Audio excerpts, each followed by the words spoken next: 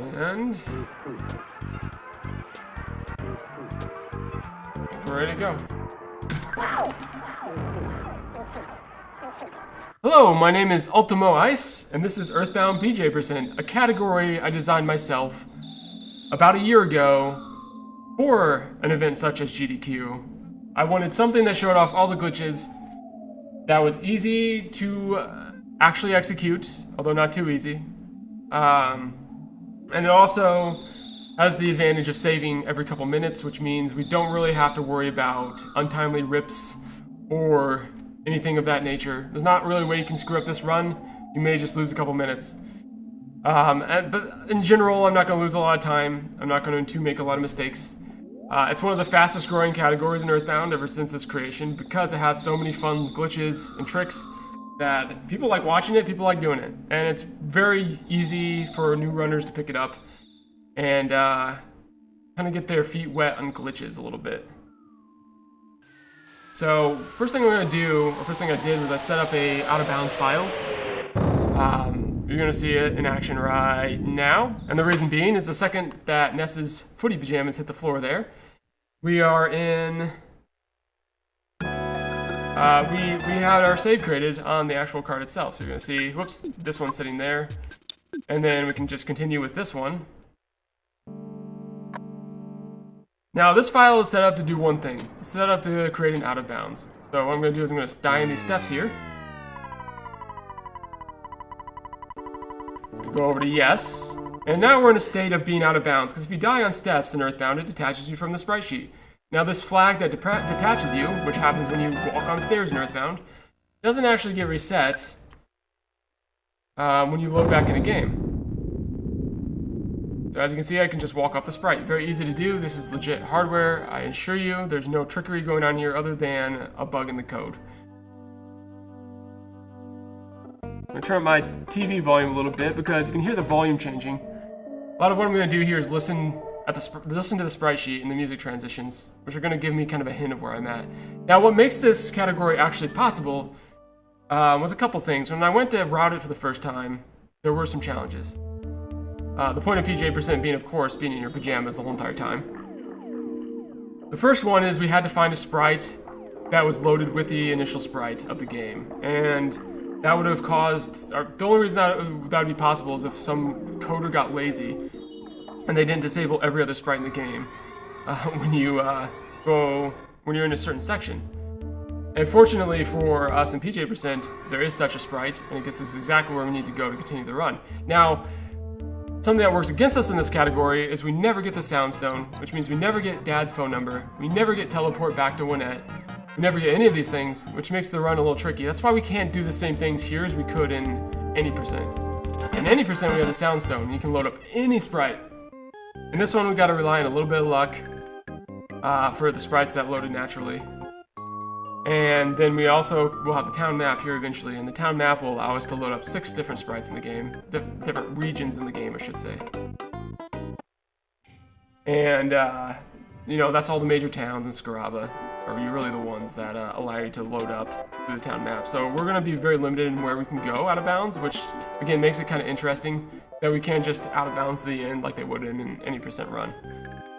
Adds on about 50 minutes to this run, and definitely makes it more compelling as a run. So you're about to see that. So right now we're about to re-enter. You can see there's plenty of instances for donations being read, like that 2.5 minute walk we just did. And now we're in a spawnless threed out of nowhere. Now it's spawnless because when you start the game, like we just did, spawns are turned off. Spawns will not turn on until we get a cutscene, which we're about to get, but for now, we are at 0 risk of getting any encounters. Everything's turned off. We can just stroll through this nice, spooky graveyard without anything attacking us. Trigger that sequence, which, as you know, what allows us to go to Winters.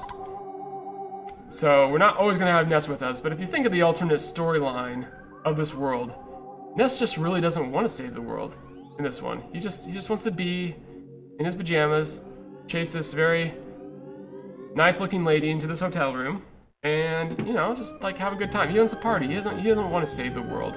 So now what Jeff and Pooh will have to do is convince the protagonist to get off his lazy behind and actually go and save the world. So, first, friend that's going to help us do that is Jeff. And what's up? Again, for people in chat, I'm doing a submission video for GDQ, so I probably won't address people specifically, but rest assured, I see you all, and I love you. So, and I'll be talking again as soon as I'm done submitting for GDQ. That's my first split in this run. So we woke up with Paula. You can see we went into the hotel with the blonde, but then we woke up with Paula. You know, sometimes parties are crazy, but now we're at Winners. So what we're going to do here in Winners is we're never going to complete it, first of all, but we need to actually have the sequence for the biggest reason, which was another blocker in this route that we had to figure out, is how do we get out of bounds? Because we don't have Dad's number, so we cannot save at any normal phone. But when you start the winner sequence, what happens is Maxwell will save specifically for Jeff. So, what happens if we walk into the drugstore and then we out of bounds and we never complete Winners? Well, we got Maxwell. The whole entire run will have the ability, even after you beat the game, which is the only category where that exists, is if you beat the game, you can still save in Winters, and you can just play around for eternity. And actually start the whole game over, because you can actually reset the triggers by going and getting the Soundstone. That's another story altogether, but some people have had a lot of fun with this category after beating it by just straight up starting the run all the way over. It's like a New Game Plus, kind of.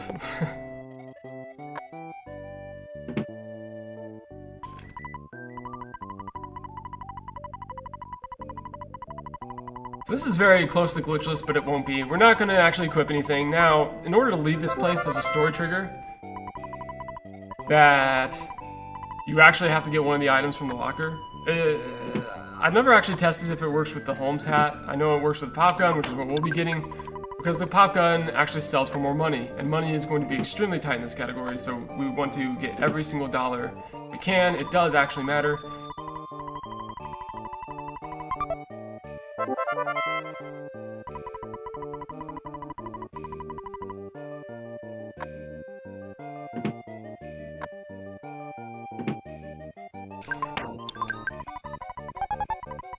So, our boy Run here just got the pop gun, and that allows us to leave without Tony yelling at us, because Tony's a good friend.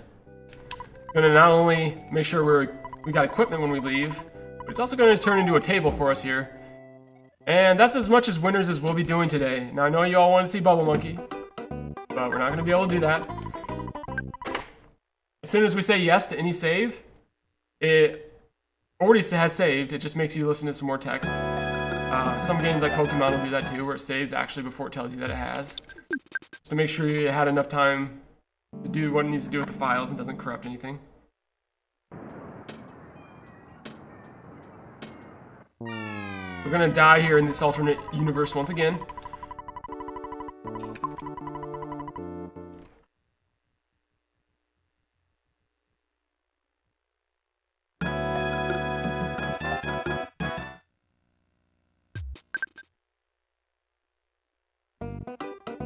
Alright, so now we need to go to Wonetti. Another time where we just needed a sprite to magically appear. Because to beat this run, we gotta get to Summers. And there's really no way we can do that unless we just happen to find a Wonetti sprite, Wonette, which is what this is. Now we're walking around with Jeff. Spawns are turned on, but you can see it's still dark, it's still nighttime. We're gonna go get the town map. It's gonna allow us to travel to a few more sprites that we wouldn't be able to. Just enough to beat the game. So we have to reload the sprite sheet in order to actually jump into a sprite, but we're not gonna be able to do that for anything that does not have a map attached to it, which is most of the game. Now we got to do a little blood warp. Didn't get lucky with the spawns here. Apparently, Jeff just doesn't want to. He just doesn't want blood warp for us. Come on. Wow. Okay, so this would be very lucky if I was not trying to blood warp. There we go. Somehow that's green. Again, no idea. Sometimes the logistics of this game are mind-boggling, but we're just gonna auto fight. There we go. go. Now we'll end up back in winners where we saved. So we don't want to say no to this one. We actually want to reload. Go. Now we're just going to out of bounds right again. So back to the alternate universe.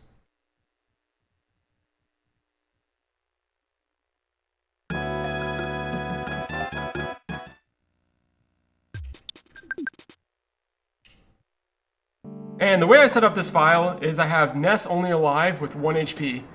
It skips the low health dialogue and lets him die in the first tick of health. Because he has a cold, so I have to get to those steps before he dies of his cold. Don't leave colds untreated, they can be dangerous. So now we're going to see how the town map works. So what, we're 11 minutes in the game. Oh, let's go ahead and go get poo. And we're now in Summers. You can hear the music loading up the map and closing it. Boom, here it is. Now we're able to go right inside here, get the Stoa Club number, and enter the player name. Which is another player incentive here, is the player name, which we can enter very early on.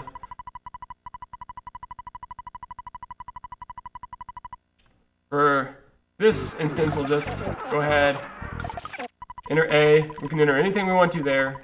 Pretty long input as well.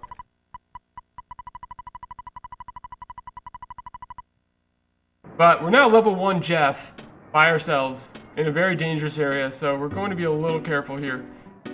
Any enemies that we see, we will be despawning.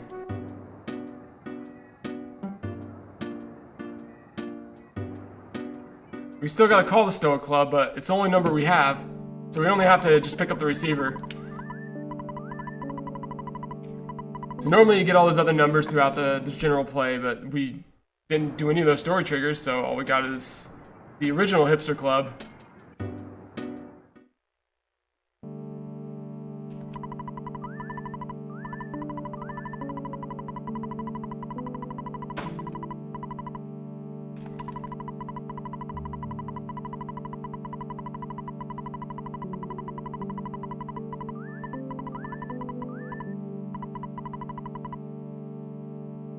And now we can go and trigger the poo sequence. We gotta be a little careful. Spawns can try to snipe you right outside that door. So once again, you gotta take some good routes. There's a taxi you can see, a mad taxi. But we're level 1. If we die, then that's, right now for us, essentially a reset. Although max, as I said, we can lose is a minute or two at any given point, so it wouldn't be the worst thing in the world if we died there. But we're just not going to. And you can hear the knocking of poking in the background. That's a very important thing to note. That's one of these sound bugs that exist because of how I play the game, or how I'm breaking the game right now, is the game actually queues up that original sequence of Pokey knocking on the door right when the game starts. But since I never actually answered the door, he's going to be there the whole entire game during blackout cutscenes, knocking. Knocking, knocking, knocking the rest of the game every time you get to there. So, that's an interesting part of this run.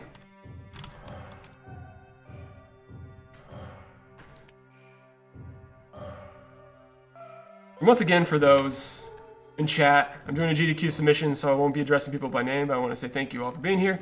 Thanks for checking out this PJ% run. I hope to get into GDQ. We're going to grab these. That's for cash. This is for safety. Now, cash, as I said, is extremely tight in this run, and the Brain Food Lunch is an exceptionally powerful item that sells for a good amount of money that's going to fund some of our early endeavors.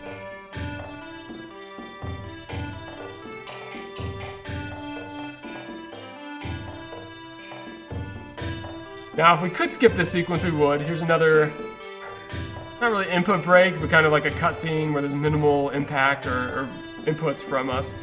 You want to meditate. That's one of the trolly part in the games when you first play it, that if you move or if you say no to one of the answers, like, no, I don't want my arms ripped off, well, guess what? You failed and you have to walk all the way back to the palace, and then all the way back here. This is about 3 minutes. I've never screwed this up, but there are runners that have on very good paces, and it's never fun. Never fun seeing them do it, and it's never fun seeing them do to themselves their own reactions. So we definitely want to keep our hands off the controller until we start getting dialogues to mash, and then we only want to mash L and A. Any more than that would cause us to exit this cutscene.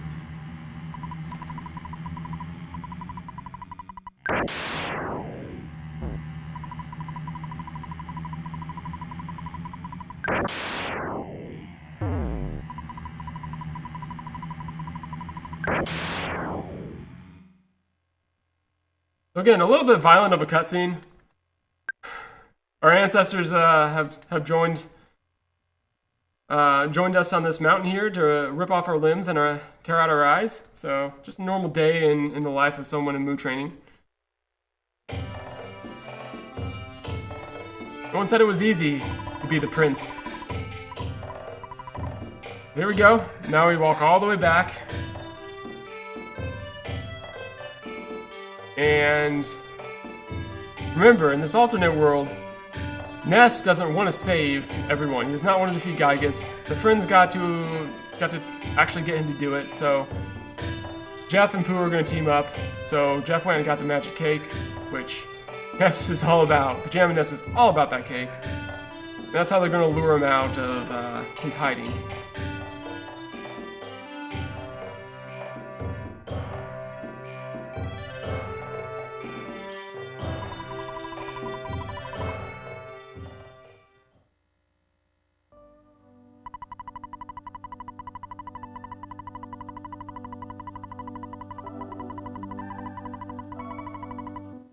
So, right now, we have a level 1 Ness, a level 1 Paula, a level 1 Jeff, and Pooh's gonna make it to 18, so he's our powerhouse right now. Only time you'll ever play this game where Pooh is the highest level kid by quite a bit, so he's a beast. And there he is, there's Pajama Ness. We lured him out of hiding. Let's get back to saving the world.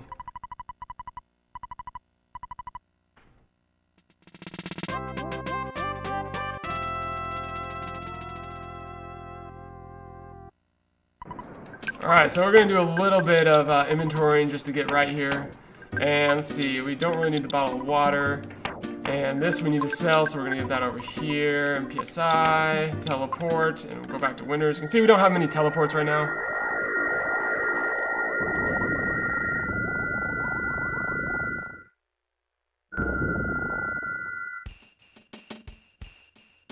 I'm going to buy some skip sandwiches here.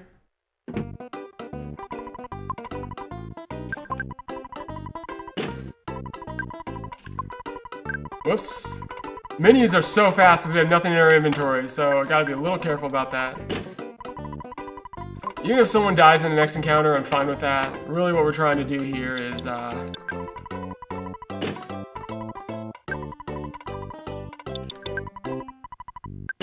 just get some people some experience, anyone, right now, because right now we have no experience on any of our kids.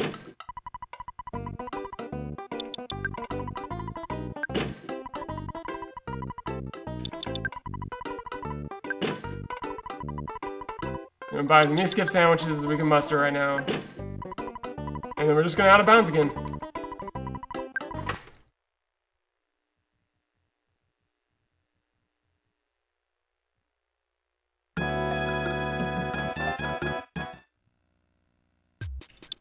So we gotta do this, same thing as we did before. We're going to go to this alternate universe where Ness is not in pajamas. And we're gonna die on these steps.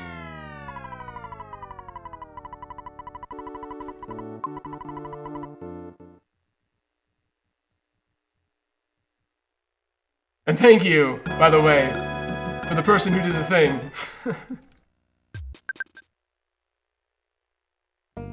Alright, now we're gonna go down left here.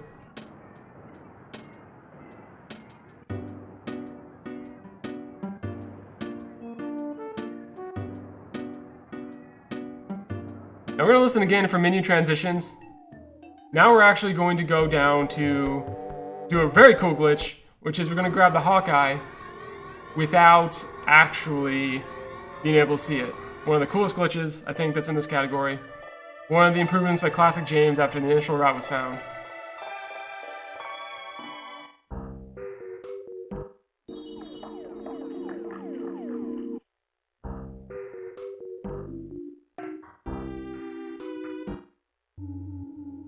So I'm listening very closely to the transitions here.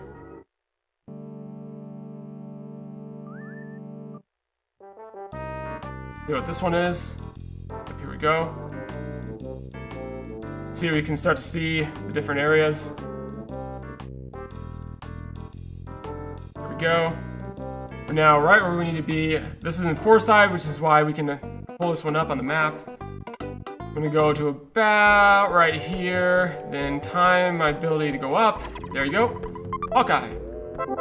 We didn't have to do pyramid, we just kind of grabbed it through the abyss, and now we can go to Scaraba, which also loads up with the map, fortunately, for this route. Once we hear the Scaraba music, we'll load up that sprite, and then get some experience for our kids. Right now, again, we're all level 1.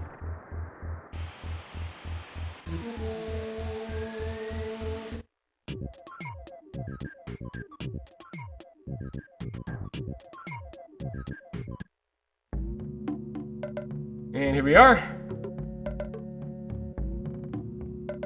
So this is how we're gonna get some experience. I prefer to have experience here, especially for safety, for like a GDQ type event, so. But we're gonna have to do 2 rounds of freezes, which means we could actually die here. And that's not the worst thing in the world, that's actually okay. And especially with the solidify, we're in even better shape now. So what we're gonna do here... Oh, never mind. He's defeated, so Ness is gonna stay level 1. Which is not, it's not ideal, because now we will not have Cure, still. But at least Ness is the only one that is affected by this. The other kids, at least, will continue to be kind of beastie. We're gonna do a little bit more menuing here in a second.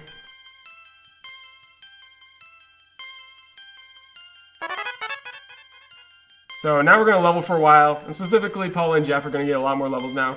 Which means Ness is gonna be kind of low level until, really, Master Barf is taken down, and you're gonna see how that works out, but right now we're going to mash through these levels here. It's not gonna be as much as it could be if we defeated a stronger enemy, but this is what we got, so gives us some survivability, especially if someone gets hit with sunstroke on the way over to the next area. Well, we're not just going to die instantly. And we shouldn't be in Dungeon Man very long. We've got a couple cash items to pick up, so said cash is going to be a premium, which means we got to pick up everything that we can actually use. We'll go out of here. Pooh's gonna get taken away. You can see there's no ghost sprite for Pajama Nest, so he uses...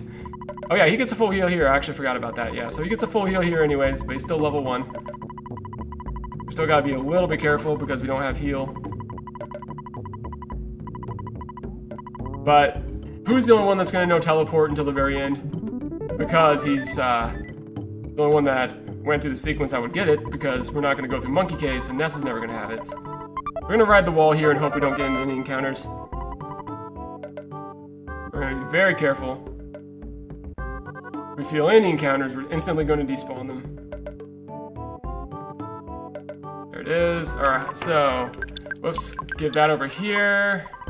Do some menuing, and we actually don't need the ruler nor the tractor in this run. I'm gonna keep the boiled egg since we don't have anything else, and we're gonna give that over here. And that should be good, so we're going to keep the tower. We're gonna have some exposure to Dungeon Man here. There's definitely presence there. That would be very bad right now. Get into any encounters, so we're gonna be very careful.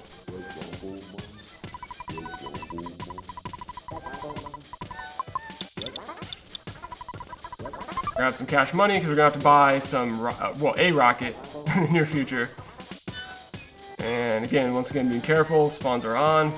The counter here would basically be death to us. So we're gonna, you know where all the spawn plates are. Well, by we I mean me, of course. You know where all the spawn plates are. I'm gonna be very careful when I'm approaching them. And one more item we need to get in here. That's this teddy bear. It sells for a lot of money. It's not even for protection. Now, it will duel as protection for non-AoE attacks until we sell it, which will not be that long from now. But in the case that we did get into some sort of encounter, that could help us out. And here we go. We're going to cliff skip right in here, and that'll be all she wrote for today. For Dungeon Man. There we go. Got in there. Pretty easy setup for that one. Once you know how to maneuver that. Now again, even protoplasms here are dangerous. Those presents right there are all very low-level enemies that in a glitchless run we would not care about. This one we definitely do. 2 spawn plates of them. The second one wasn't there. Now we just go straight to the swamp.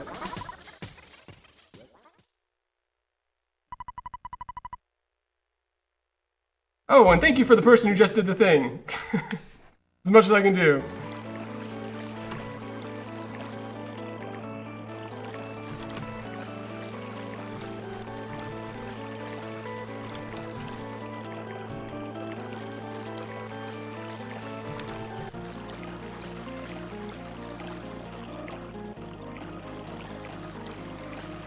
And so here is maybe the hardest part of the whole entire PJ run, and one of the few places where people tend to give up when they're learning this category, because if you're not familiar with the spawn plates or where they're at in the swamp, there's a good chance that you will die here often when you're learning.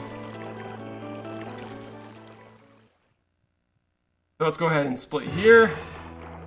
And now we are in a very dangerous situation because we have level 1 nests and a bunch of weak kids going to a very high level area, and they're taking damage through the swamp, which is bad for Ness because he has 30 HP or whatever he has until after Master Belch. We're gonna go ahead and grab this. That sells for quite a bit. Sell this broken spray can. Sell magic truffle. And sell super plush bear. Sell the talisman ribbon. And let's get something to take care of Master Barf. Which will be the multi for Jeff over there. And now we're good. So now we just have to stay alive. We're gonna despawn if we see enemies. We gotta see them quickly. We gotta be very efficient at our despawning. And let's see, Hawkeye. I may actually grab this banana in this present here since Ness is level 1. It's another safety item you can grab here. So since we don't have any cures. And we really want Ness to get experience. It's okay he didn't get experience yet, but we really want him to in the next one. So we're gonna keep him alive. Again, there's a big pile of puke. We'll despawn. Worst thing that can happen here, as I said, is you die and go back to the beginning of the swamp and have to walk through it again. Not a huge time loss, but definitely inconvenient. And will affect your money a little. Not so much so that the run's over, but it does hurt. And there's an alligator there, or crocodile. Excuse me, my faux pas. We do have to continue to despawn here. And I'm probably going to very shortly on some of those guys. So stutter past that guy. Get this couple life noodles for safety. We'll probably use our first item here, and that'll be the banana, just so we don't get the text that he's low on health. We got a boiled egg on Jeff too, because Jeff's a nerd. Apparently carries a boiled egg around with him. But we'll use that right before Master Barf.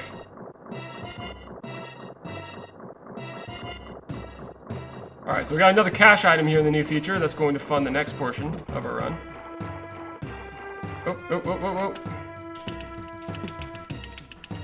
So much lag makes it hard to stutter. That's why you don't see a lot of successful stutters while walking through a swamp.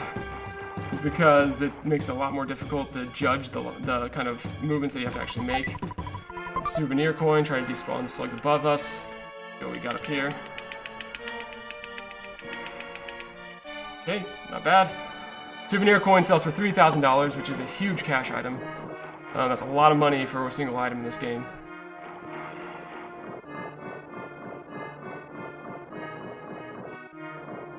Oh, there's a big guy. There might be a spawn down there. That is a spawn. Okay. So, didn't see him until too late. We should be okay here. He's pretty low on speed. Might take us a few tries, though. As long as Jeff doesn't die, we're okay. Even if Jeff does die, we have that couple life noodles for safety. There you go. Okay. What do we got? So we're fine here. And what we're going to do now is we're going to do two things. We're going to get Paula back on her feet, and we're going to make the nerd eat his boiled egg.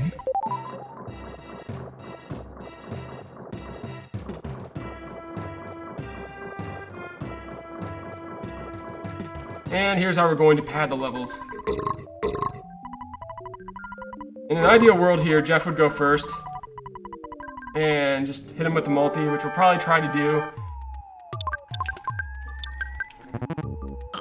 Great start. If this doesn't work, we are stuck to using freezes. But it did work, because all you need is about 1200. He actually doesn't have as much health as you think for a late level boss. So this will give us Ness's levels that we were missing. You'll be surprised at how many levels you can get on one enemy that you thought like you were doing so important things by grinding out early game, when really it doesn't really matter. You can beat the game after just a few bosses in the late game.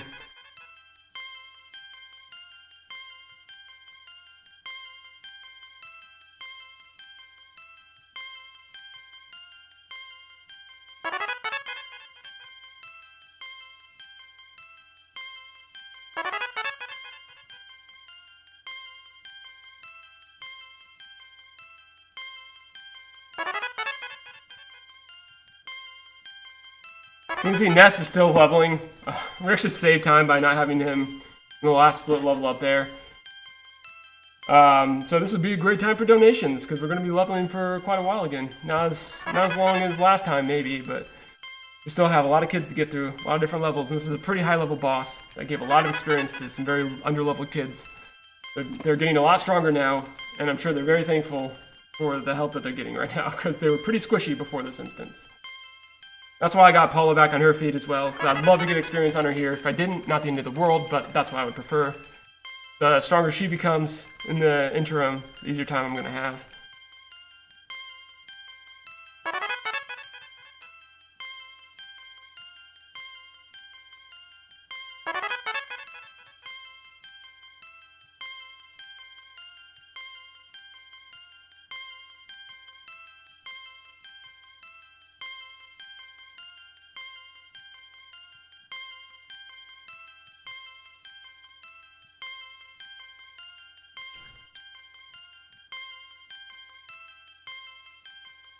We're still leveling up, as you can see. We're on Pooh now, so it's almost done.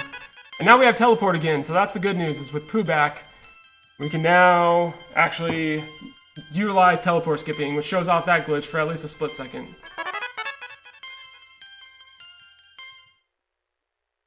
So here we go. So, whoops, you. Gotta fight muscle memory on the glitchless run a little bit by going to the other person's MP. And see, we're gonna just teleport past the rest of that, get through it a little quicker than before. And we're out of the swamp. So we just did swamp with a level 1 Ness, low level kids, and no Pooh, and no teleport. So probably the hardest part of the run right there. Actually, what I'm gonna do is I'm actually gonna get another item here for safety money. I'm gonna get Death Ray in here, which trigger these phone calls, but we'll just go back in and get the Death Ray in a second.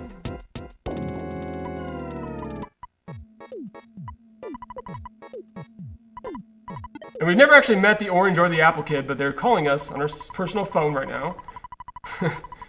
Doesn't have to make sense. It's just what's happening.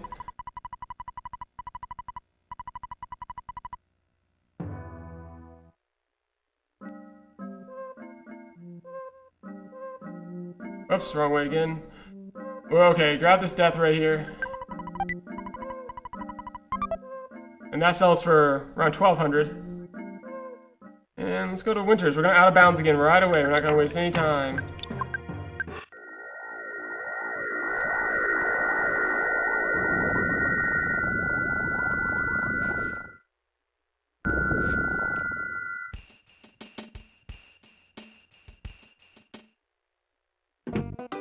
Alright, now we're actually going to sell a few more items.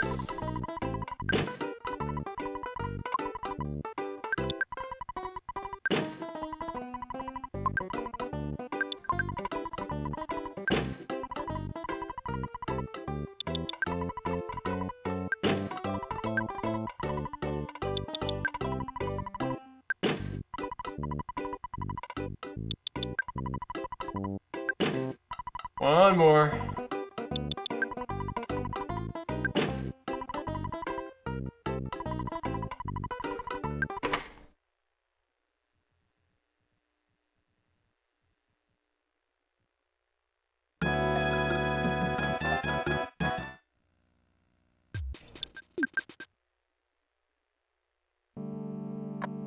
Now we're gonna die in this universe again.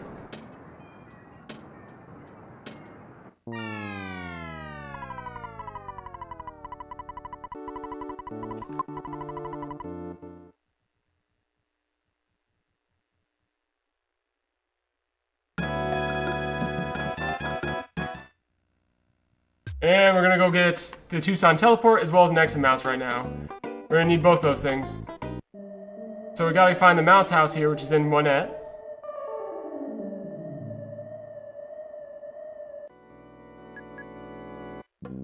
Gonna be pretty soon. It's gonna be right here, I believe.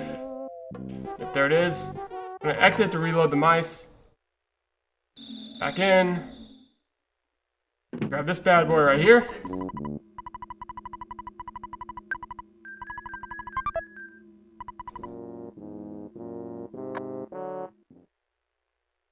And now we're gonna walk down to Winnet, which will give us the Tucson teleport, which is gonna be extremely important.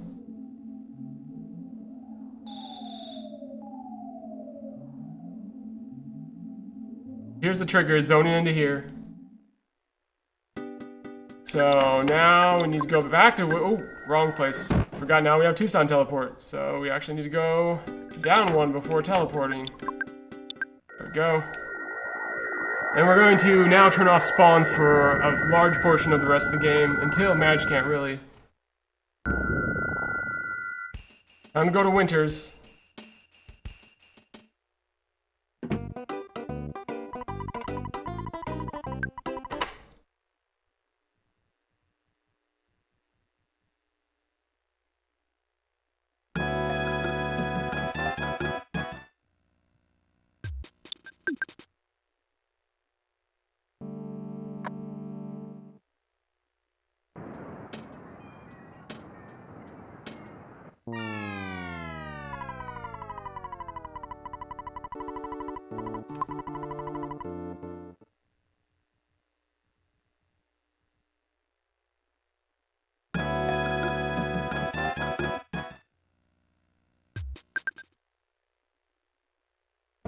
Alright, let's go to Happy Happy.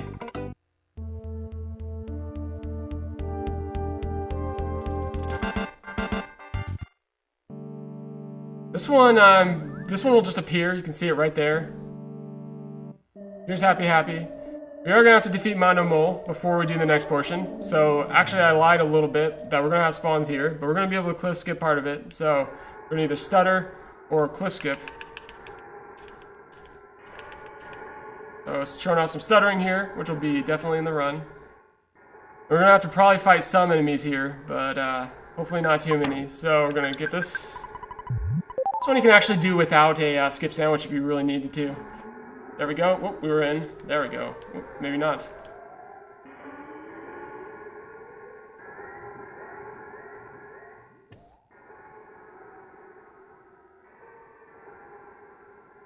There we go. We're in. Gonna have to fight this guy. Alright, it's just one, means we can freeze B and just bash it out. Should just take him out in one hit anyways.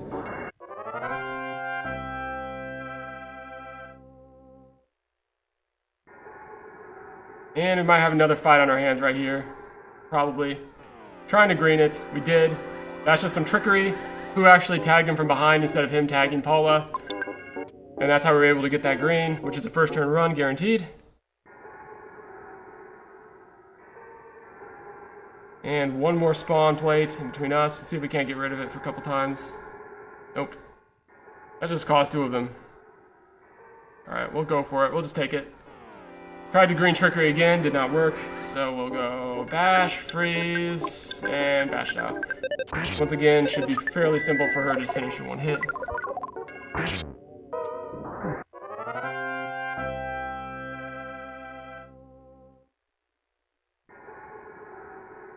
And here we go.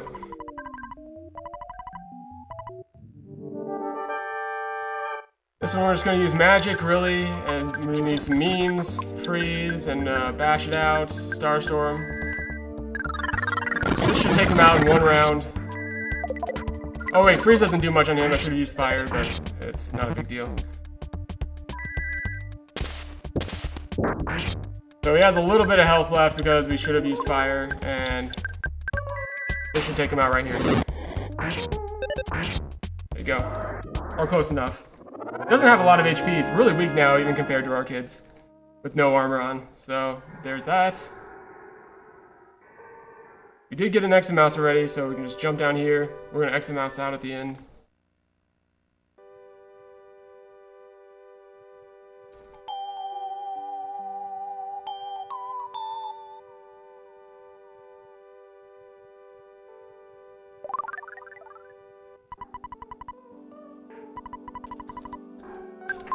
And exit mouse. Let's turn off some spawns.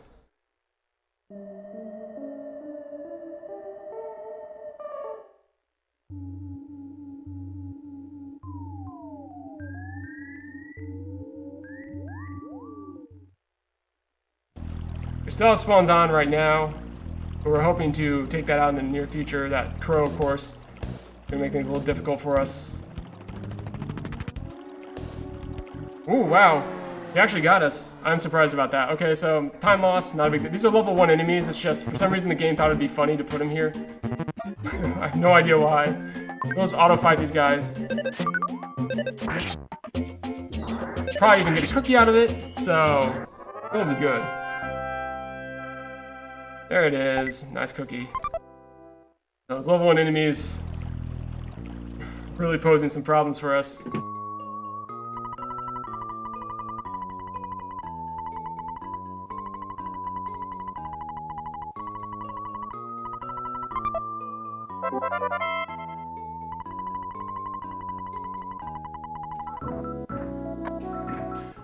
And now we teleport back to Winners. We're in a cutscene right now, so what we're going to do is teleport through it, so that spawns are now turned off.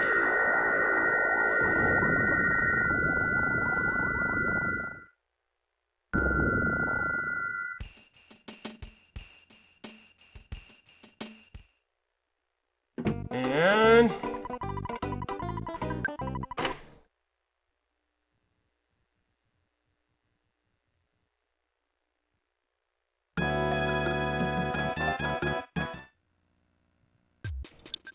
we're going to do this all the way out of order. So once again, we go to this alternate universe. We're going to set up our out of bounds. Once again, thank you for the guy that did the thing. I'm not directing people, I'm not addressing people directly because of the GDQ submission, but I appreciate it. And let's see. Now we'll just load back in.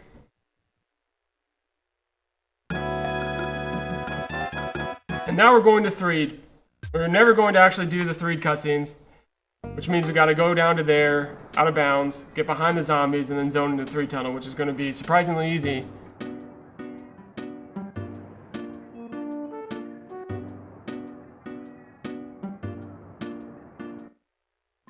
Yeah, and I can't explain the reason why there's another Paul in there, so the game's not smart enough to check if Paul is in your party, which is good for us, because that Franklin badge is a very useful item, and it allows us to set up this, turning off these spawns, so we got to see dual Paula in this run. Paula giving Paula the Franklin badge.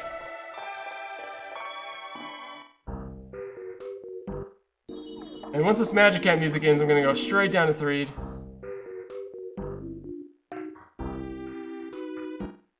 Right now, I'm going down to Threed.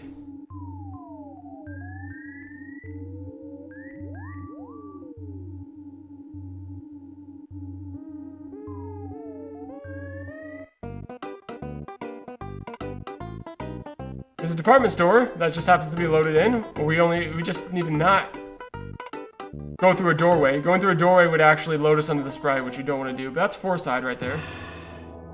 Now we're back in Swamp, but very shortly we're going to enter Dark Threed. And I just have the sprite sheet memorized. I'm not looking at notes. I have all this written in memory where I'm walking. There it is. And there's the ladder. So we did an exact perfect movement.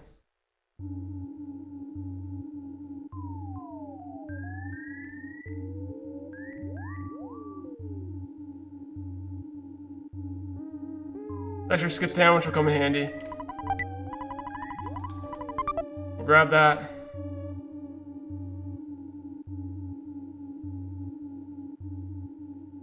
Silver bracelet sells for quite a bit of money. We're gonna grab that too.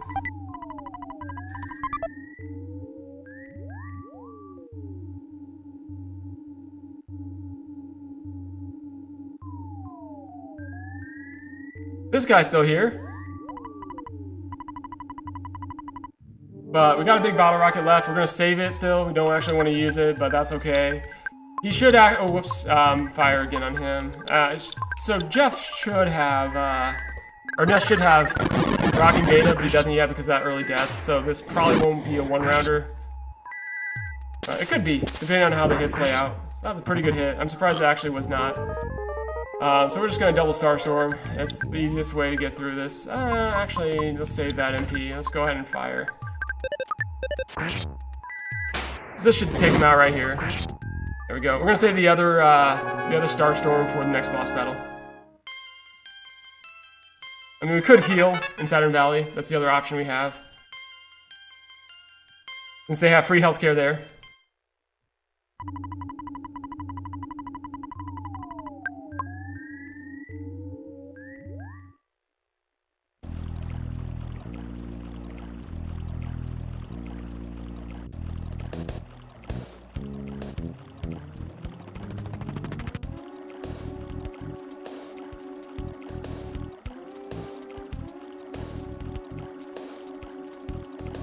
So as you can see, spawnless. Normally this is a very dangerous part of the speedrun for new runners specifically, but no issues here.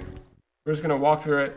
The hardest cliff skip of this whole entire run is coming up, and I'm about to get Saturn Valley teleport right now, so in an actual GDQ run, I would definitely teleport out here, save, and then teleport back to Saturn Valley.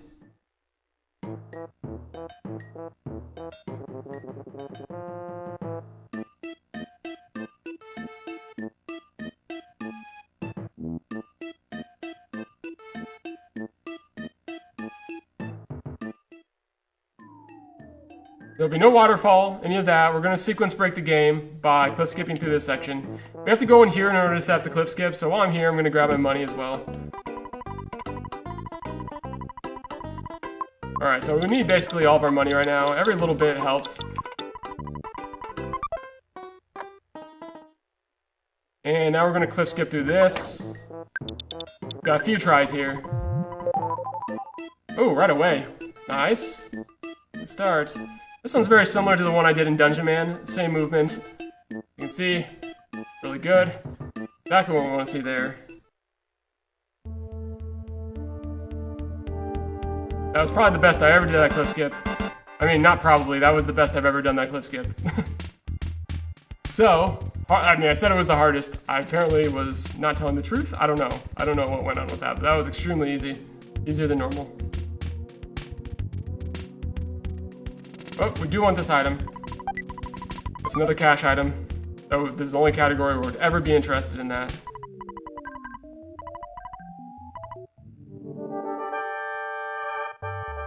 Alright, so we're going to use all the magic we got here. And hope that this goes really well. It should. Because we're going to outspeed. Well, I thought we were going to outspeed. Don't hit poo, don't hit poo. Nope, they hit poo. It's actually really bad. Not really bad. It's just gonna take a little longer. Now, that was a good hit by the big bottle rocket, though. So,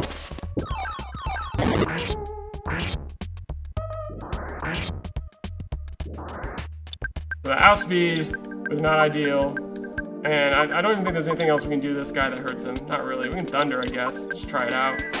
There's a 25% chance to hit. Oh, never mind. He doesn't have a lot of health, and since the big bottle rocket hit for pretty good damage, we really didn't need the Starstorm, but it would have been a little faster that way.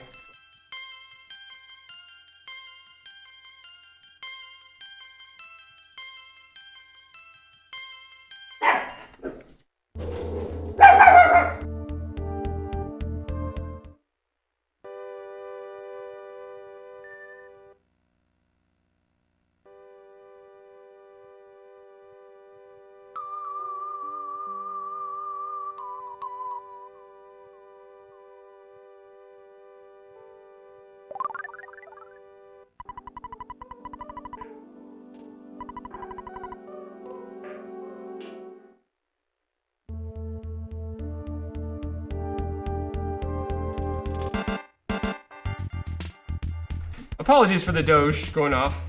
She wanted to be part of the submission video as well. So what we're gonna do is walk out of this place. This is a change in the route, a deviation. We're gonna actually teleport through this section. And there's no photo spot active right here. But we have to line up right about here. And it doesn't look like it's gonna work, but it will. And teleport out to deep darkness and get more multi-bottle rockets, which means we're gonna sell all the cash items that we've gotten.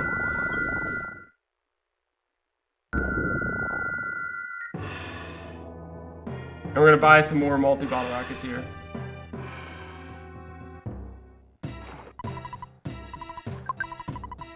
So sell that.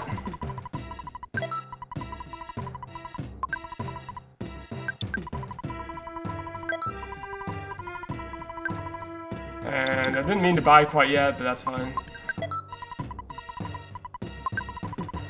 And let's see, what else we got? Oh, we got a cookie. I don't really care about the cookie, but we might as well sell it since we're in the inventory already. Alright, so I was meaning to buy at that point, so... Number 1, 2 more. 3, 1 more. And we're also going to buy some bombs here because Starman is exceptionally dangerous, so we want some safety items at this point.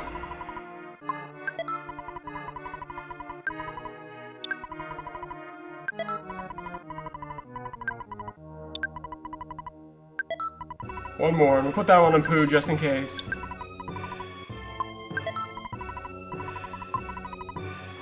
And we'll line up. Whoops, teleport. And now we get to go to Winters.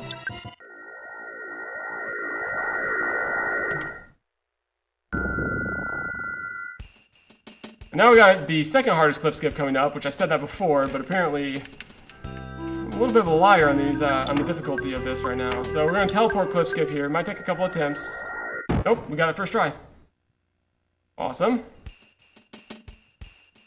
So this is, after this, the difficult cliff skips are done, at least. I'm gonna go through this section. First turn on that was good. Even if we failed this, we can just teleport out, so we're not as dire here as maybe the other one, where we'd want a safety save. This one's not as important. So let's go ahead and line her up.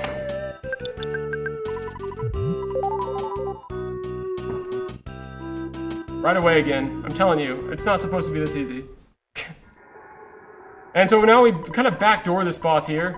We still gotta beat him, but we're gonna do it with a multi-bottle rocket, which is the only category where that's gonna be possible. We're gonna queue up this freeze just in case. And multi-bottle rocket. Because it can do slightly less damage. We're hoping it doesn't. But it did plenty of damage. That was more than he had in health. That's probably the best I've done that cliff skip as well. Apparently, all my no out of bounds practice really helped out with these cliff skips.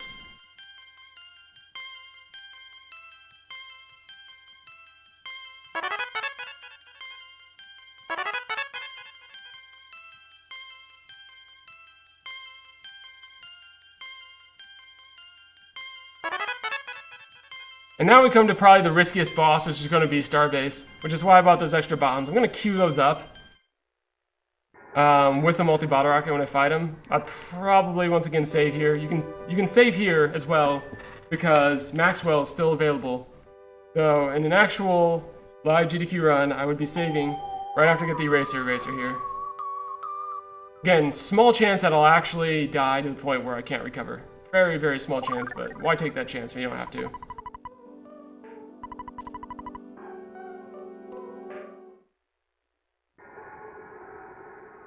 The question was posed if I know the exact health of the bosses, and for the most part, not really. Some I do, some I don't, but I do know the ballpark. I know the levels I have to hit for each boss, and it's usually a little over what they actually have, and I just aim for that. Like I have a say, which I don't. Jeff has a mind of its own. So we gotta get this eraser still. We'll do some menuing to get that onto Paula.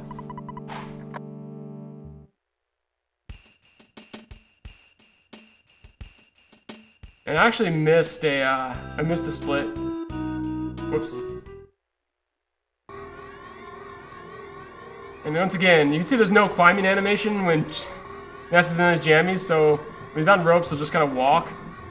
He's kind of a BA like that. Alright, so let's see, what else we got? We can actually move the Franklin badge over as well to Paula. And eraser, eraser. Now we just kind of walk through this area. Now we got a lot of extra skip sandwiches. Some of those we're going to need at certain junctures. We don't have to buy any more, that would be great. Because we need 2 more for Magicant. We need some for Gygus as well.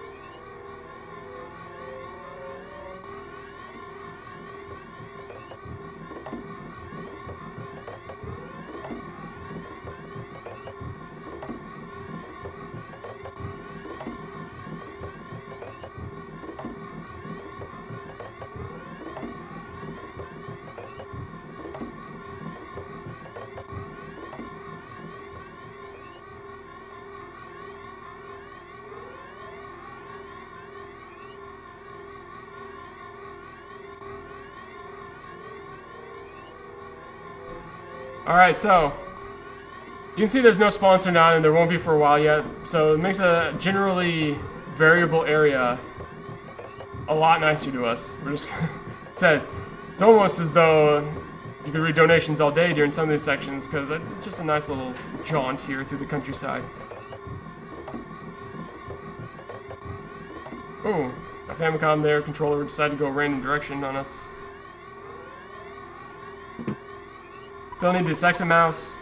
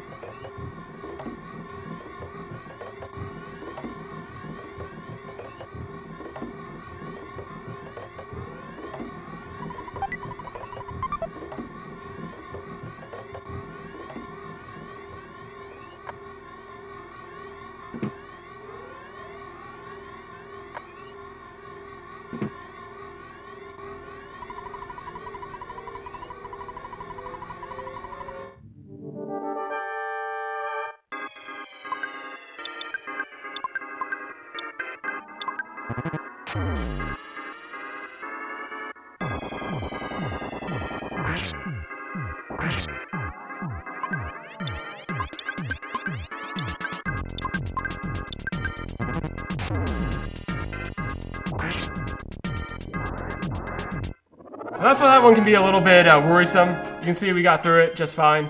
900's the lowest I ever hit on that guy with the multi-bottle rocket. He has 1400 HP, and Jeff did 900. Fortunately, our bombs hit for really good damage, which is why you'd safety save, but even then, we had all those bombs queued up for the second round, and we would have been able to take him down with 3 more bombs. But Jeff that's why we call the split Embracing the Chaos, because Jeff sometimes just likes to get attention by hitting for low damage.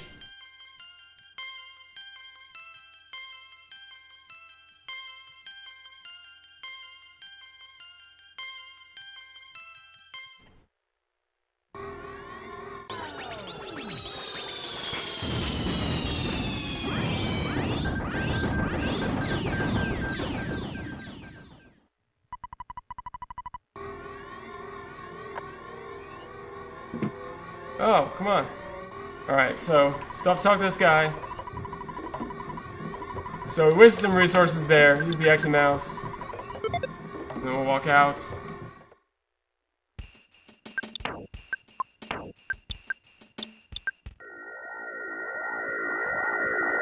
The only way we can really get an exit mouse right now is through Tucson.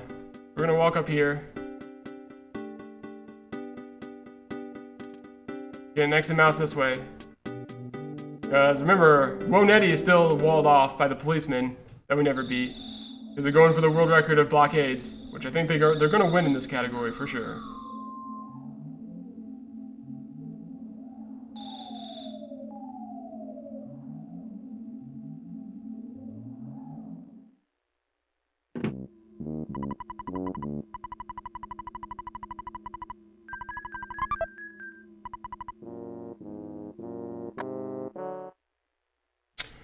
Alright, so now we're going to teleport back to Winners. We got some more cliff skipping to do. Kuma, please. No.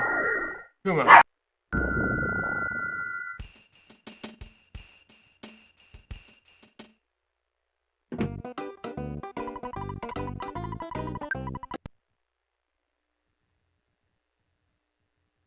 Alright.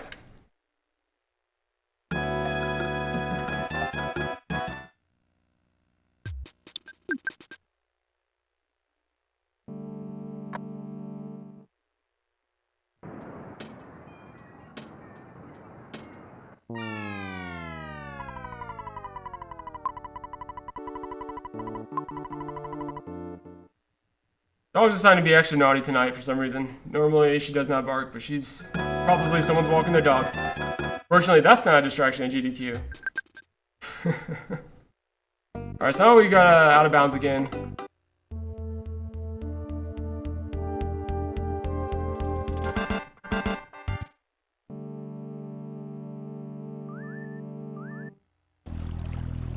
We went a little too far there. There we go, this should be it right here. Entertainer Shack. This gets us to Woneti. As you can see, we're back here. We're gonna walk back up and beat this sanctuary. Because remember, we skipped this whole section, so we haven't done something as simple as beat Titanic yet, but we're about to.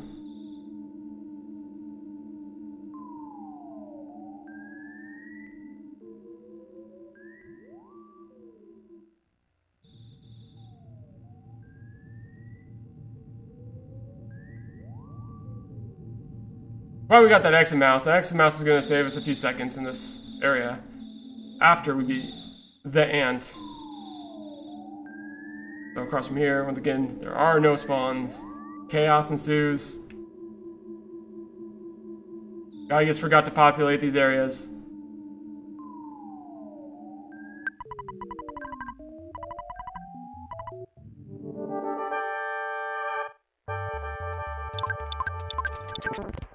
So we can use Starstorm here. The first thing that takes damage is the ant, the Titanic ant, which means he'll bugger off and the other two will just follow suit.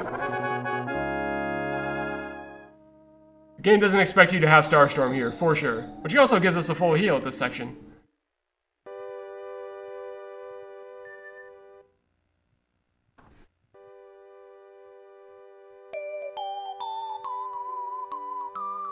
And we need the book. We need the Shyness book to progress the story, which is why we have to go here to begin with.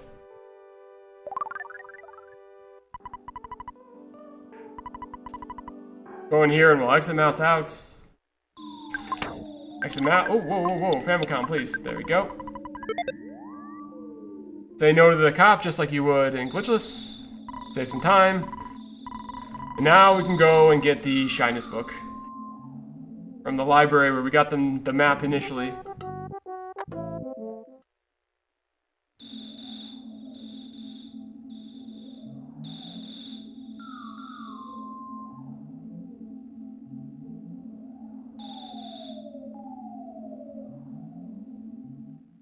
We're gonna count up sandwiches here in a second as well.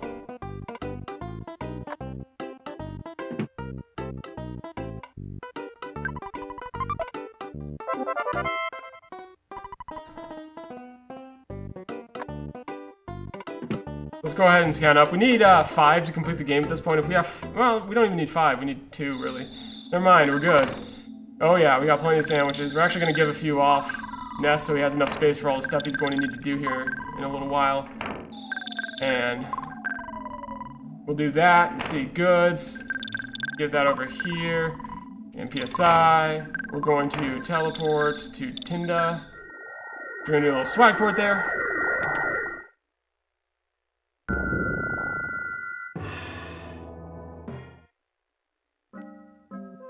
I don't think there's any other items that we don't need on Ness right now. His inventory is pretty clean. Yeah, alright, cool. So everything's fine there. Use Shyness book. The reason why you move it to Paula is whoever has a Shyness book gets the key item Tindakraut and has to carry it around the rest of the run. So we're gonna make Paula be our mule there. We can actually start using extra skip sandwiches that we have now. because you save about 4 seconds if you menu really well. And we got a few extra at this point, so we'll start using them. Since we got them, because our cliff skips were that good, that we have so many extra. I didn't expect to have that many extra. And here we go. Enjoy it. That's the one photo that we'll get where Ness changes into his clothes and then back into his pajamas because he doesn't want to look like a scrub for his pictures. I mean, his mom's gonna see him, so.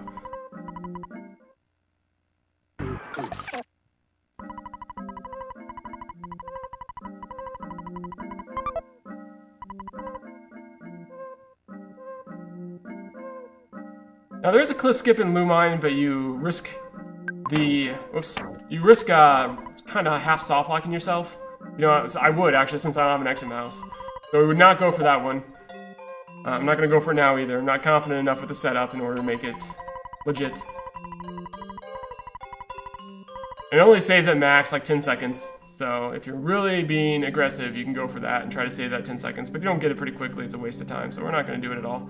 But what we are going to do is we're going to get the rabbit's foot here, which is the most powerful item in the game if you know how to use it correctly. We use it in basically every single glitchless run, or sorry, every single run of EarthBound that we've created. Besides maybe any percent, I don't think they use it. But every other one, yes. So we're going to walk around here. We could definitely skip sandwich here if I thought it would last long enough, but it won't, so we'll save it for out-of-bounds sequences.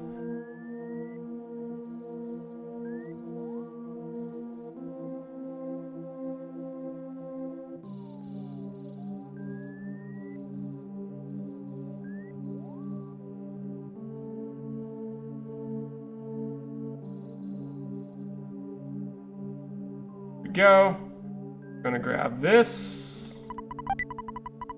And now finally Jeff can actually hit with his bottle rockets. It stacks speed, which has to do with bottle rocket damage, which is why we're gonna equip it right away. We're not even gonna mess around with it.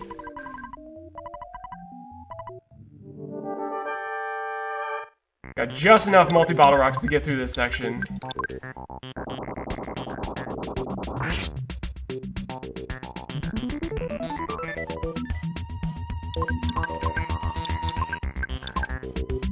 That'll be the end of him. That is his dirge.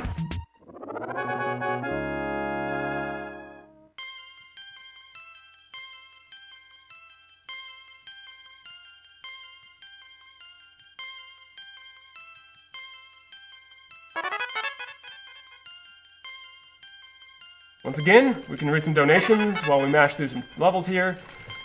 We're going to catch up pretty quickly to where you'd want to be in a glitchless run even, for most of your kids right now.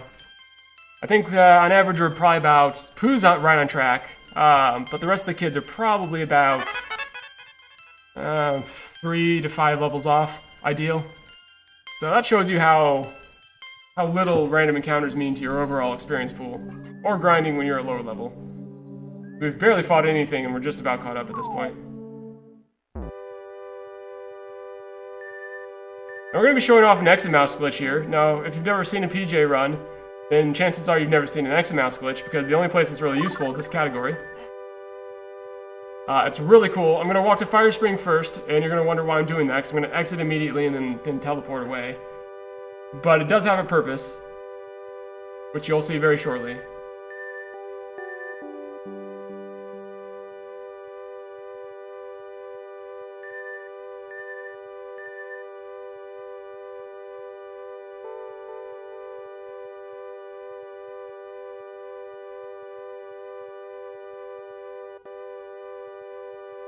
And the route has changed over the years, so some people mentioned that my video in the bottom left is off, and that's because I've changed the route up since my last PB to make it safer, and also to make it a little more interesting, and it's probably a little faster as well. Probably saves a couple more minutes on the route potential. So I'm always upgrading the routes. This is version 6 of the route, as you can see.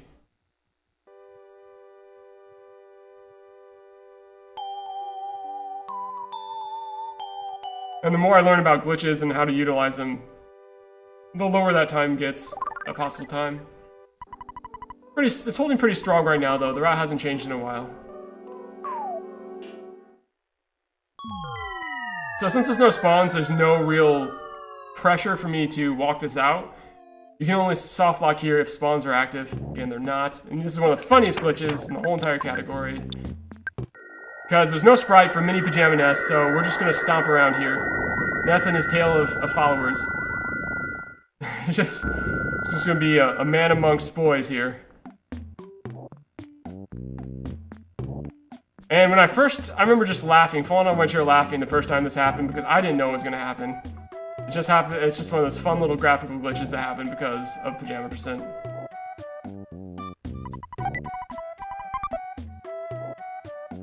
Independence definitely essential for the end game.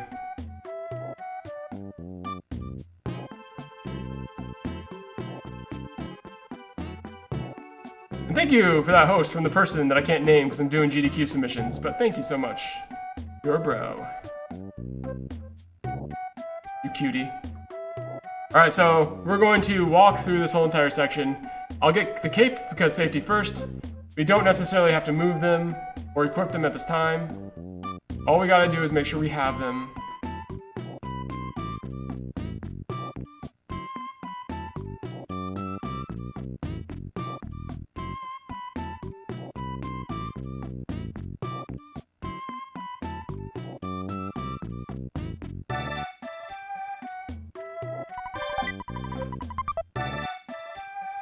And once again, I must reiterate, this is on legitimate hardware.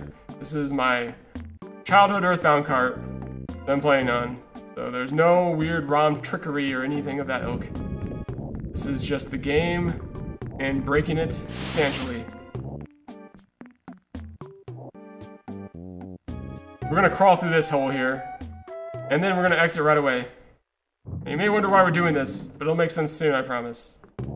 Now we're going to teleport back to Tucson. We need another exit mouse here.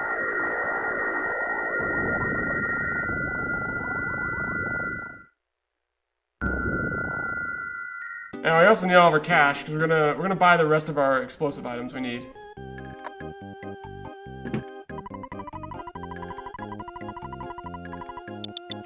Every dollar matters on this menu. Whoops, what am I doing? Miscounted. There we go. We need an exit mouse as well. One more, actually, which we'll grab right now since we are here grabbing money.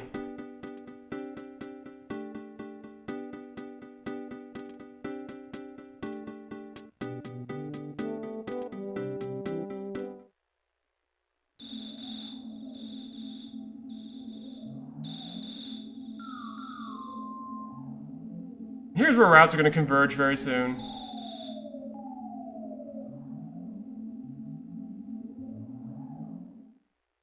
Grab this. Now we got to go do our shopping.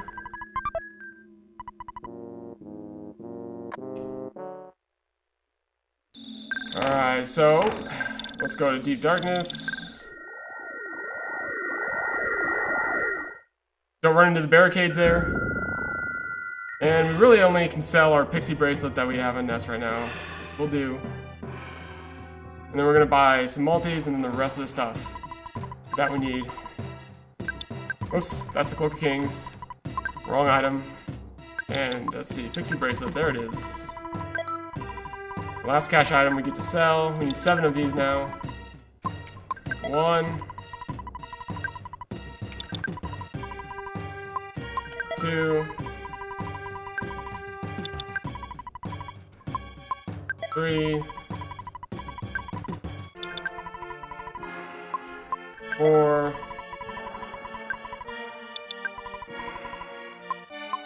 5, 6,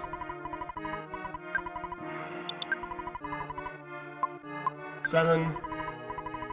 Now we need to save some money for Foresight, but other than that, we're good to go. We need to buy 3 bombs on Nest at least for safety.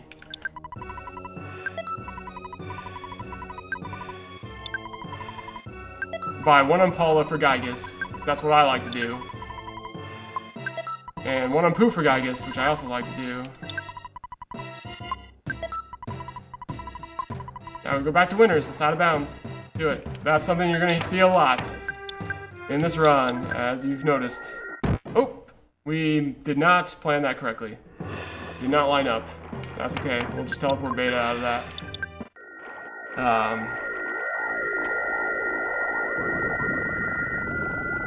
Got plenty of skip sandwiches. Now we need to out of bounds the foreside. Is our next endeavor.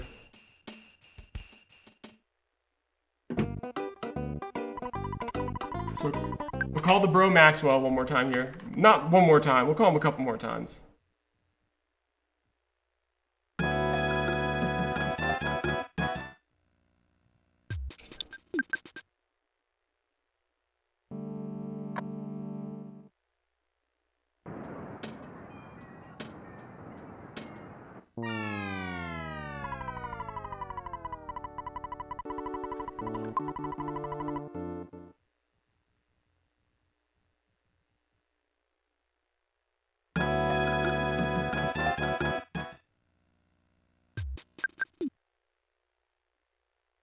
I like to use the Magicant music as an indicator of where I'm going. Because right now I'm in the top right corner of the sprite sheet.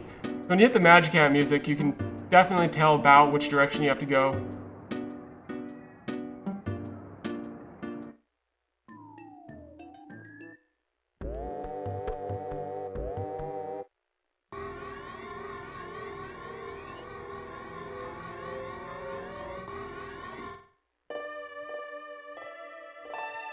Now we need to go left here.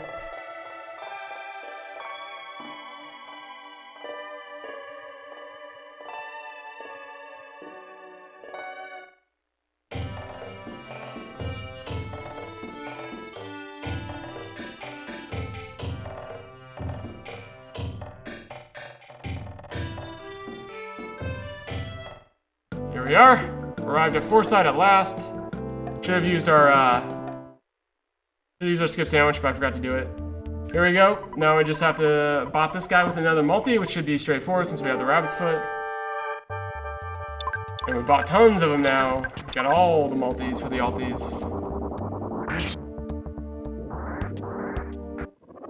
Just kind of take them from behind like that. We don't have to trudge through the sewers or anything.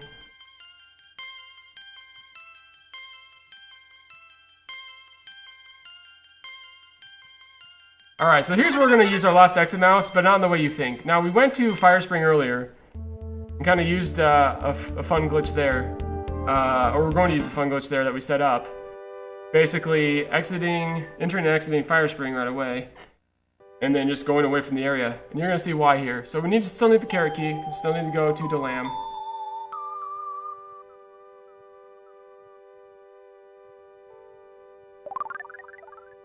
And it's going to get really crazy here, because you're not going to know how this just happened unless I remind you that we did enter and exit Fire Spring, which triggered an exit mouse save location. But that's the only one we've done since then, which means when we use it here, now we're in Fire Spring.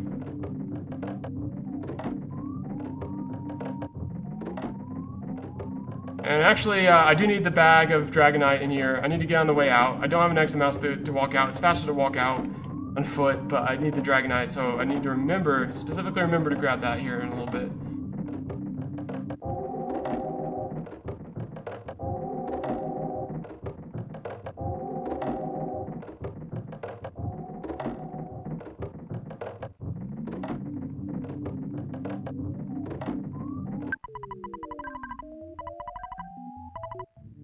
Alright, this is going to be a 3-bottle rocketer. I had enough money for it, so we're going to just do it just like glitchless.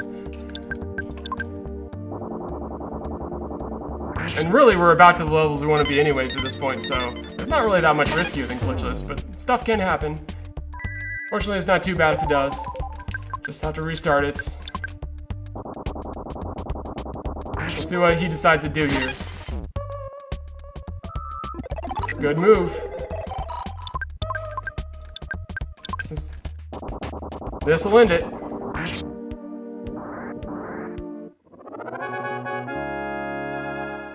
Oh, and I forgot to split last time again. That's fine. So Dragonite, Dragonite, Dragonite. If we don't get the Dragonite, then we're in trouble. So we gotta remember to grab that here. We never go through Monkey Cave, so we never get the third one that we normally use for Magicant.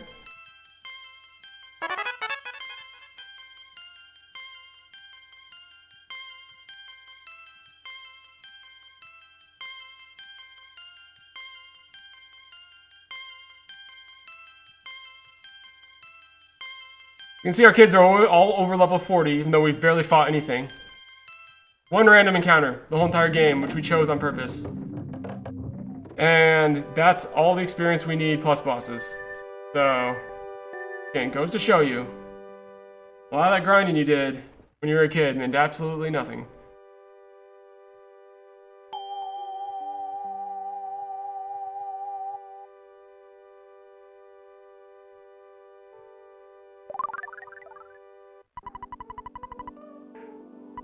Alright, walk out and get Dragonite. That's what we're gonna do.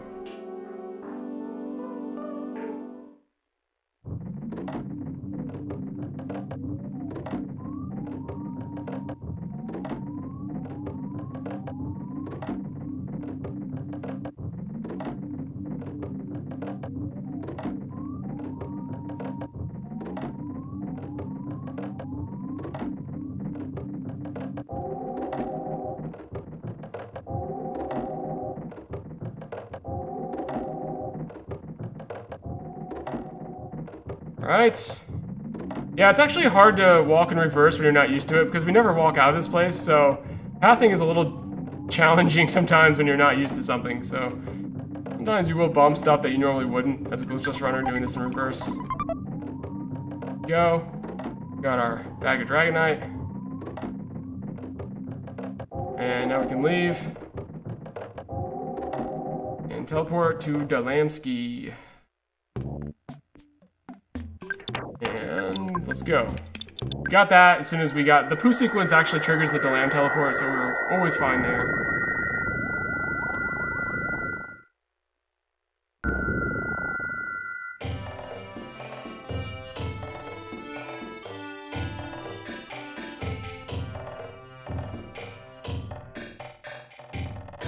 We can do some menuing here when we use the carrot key. Get some extra items off him that he's not going to need, or wants. Like, for example, this. Go there, this, and go there, the rest of the run, and then carrot key.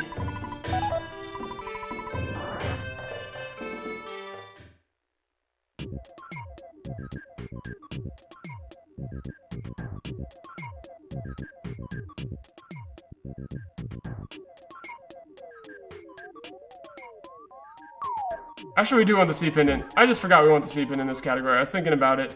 We never get the night pendant because we never go through Moonside. So we will actually want the C pendant on Ness, but we'll fix that after this battle. We got to menu the Rabbit's Foot anyways, so we'll just have to remember to get the C pendant on there as well. Even if not, we could buy an Earth pendant in Magicant, worst case. But that would waste some time, so why do it that way if we don't have to? Looking for 2100 damage here, Jeff. There it is.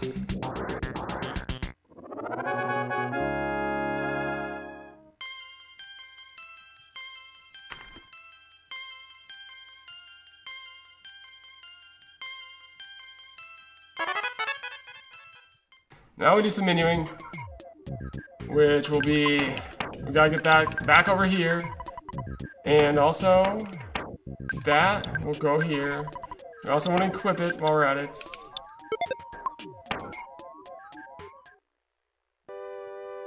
And Magicant time!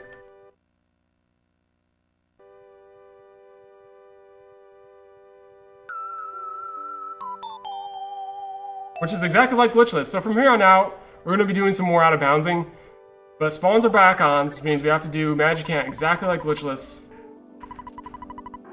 So you're going to see also in this a few bits and pieces of Glitchless elements, this being one of them.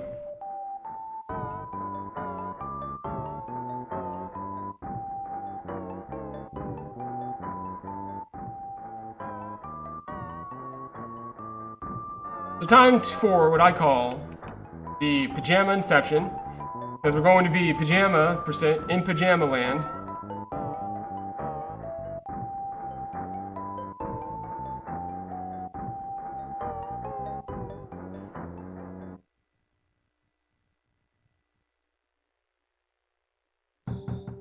There's Pokey knocking again.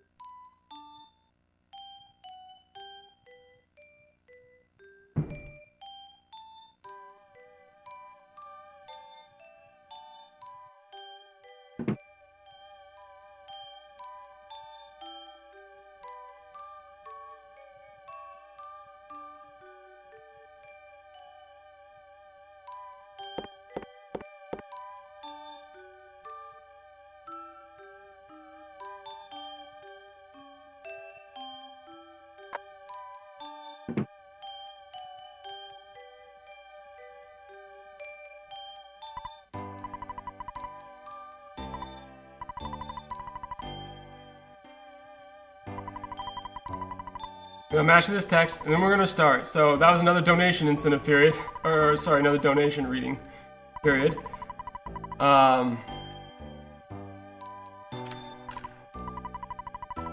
This is the part that will take probably the most concentration since Swamp.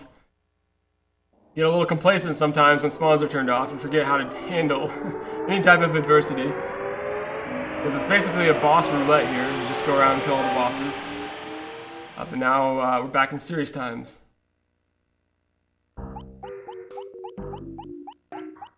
There's no way to skip this. One of the things you have to do to beat the game is destroy Magic Camp. Plus, we don't have the Soundstone still, so we can't go just straight to Gygus or anything. We have to go and do the story triggers that will allow us to get to Gygus. There we go. Do Tim. Not playing around with him today. That's a spawn I'm notorious for getting. It's a very rare one, but I get it quite a bit. That's why I was kind of saying I'm not playing around with him today. We're just going to pass him up. Again, another spawn there. Wow, another one. This is very bad spawn rates. Guess the game's making up for all the times it didn't spawn things a little while ago. Ugh. So we want one more spawn. Oh, crap. Gone before that. Alright, this will work. And let's go ahead. Skip up. That one will work. Oh wow, I got stuck on the wall. Got Famicom in the wall, which caused this. This is a very bad encounter. You kind of want to just like paralyze and hope for the best. Hopefully, these eyeballs are 50%, I believe, in the paralysis. Yeah. So we got the 50% roll, which is good. So far, the best Magic Camp walk here. But not the worst I've ever had. Oop, dodge him. Dodge him. Tried to dodge them, didn't quite work out. The bat's for safety. We're hoping we don't need it. The only reason it will be needed is if Kraken catches us, which should not happen. Oh, that was really close. I thought I was past it. But again, spawn rates and directions not being great to us right now, but we're still good. Still clean. Alright, so now, this is also a bad encounter to have sitting around right here.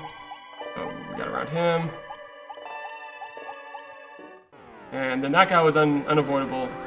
So, pretty bad walk. Normally don't want to get in this many battles, but we are getting pretty lucky on our run chances. But at least there's that.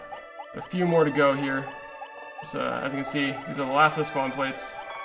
Dodge them if we can. Oh, we ran out of room. So this will be the last one. Depending on what this encounter is, it could be bad. Oh no, just more elementals. Benign. Even if you can't run like we can't here, it just wastes time. These guys are pretty benign. We'll run by the time it would become dangerous. So, that's it. We didn't take any damage, which I guess is a bonus. But it was pretty slow. Put that in C pendant so that we don't get wrecked here, and because Nessa's Nightmare, the final boss here, will cast Flash Omega, which has the ability to one-shot you. Just go ahead and skip him. See you, nerd. Here it's very important to know which Krakens you can skip and which ones you're not able to. We're going to draw this guy over here just for safety's sakes. Hopefully he does not come back over this direction. There we go. Now we can go up and around here. We would normally. Woof! That was really close. Alright, just to make sure we're good on HP before we start this battle. Snuck right in there. And Dragonites. He could heal after this one. He has a 50% chance to heal. We're hoping he does not. Good hit. So please don't heal. That would be great if you would not. Oh, never mind. We're in the bad one, which means he's going to do Omega and after this. It's going to take at least one bomb to take him out at this point. So, I mean, we'll definitely win. It's going to take one bomb. It's pretty low heal on his side. So all we have to do is just get the next bomb off and we'll be fine. Go, bomb. We're good. He's gonna heal after this, so we hope this doesn't hit for like 150 or something. There we go. Perfect. I mean, it wasn't perfect, but it's perfect. Good enough.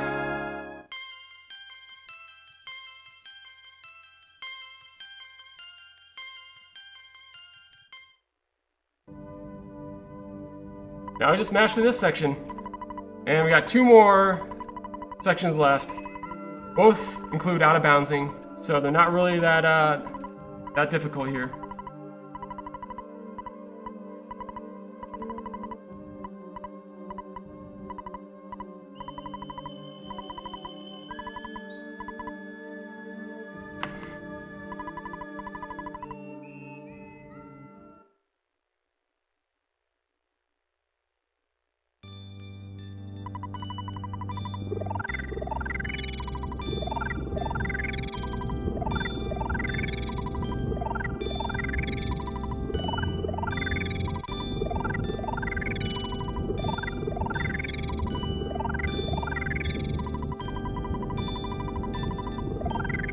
So I might have lost some time in this split, mainly because that first walk was pretty bad. The Kraken dodges were pretty good.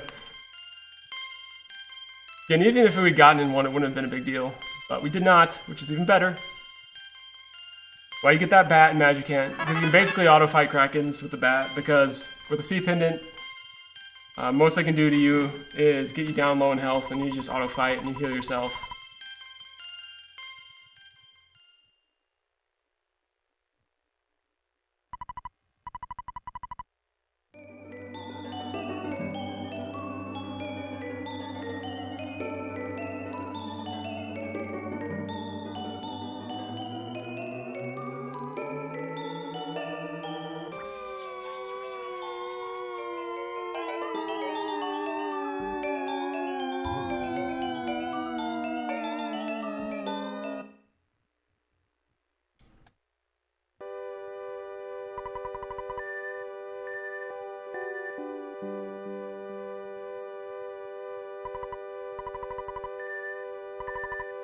Alright.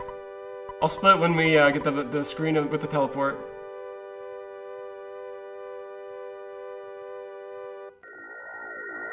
We didn't really lose time, but it was not a great magic hand either.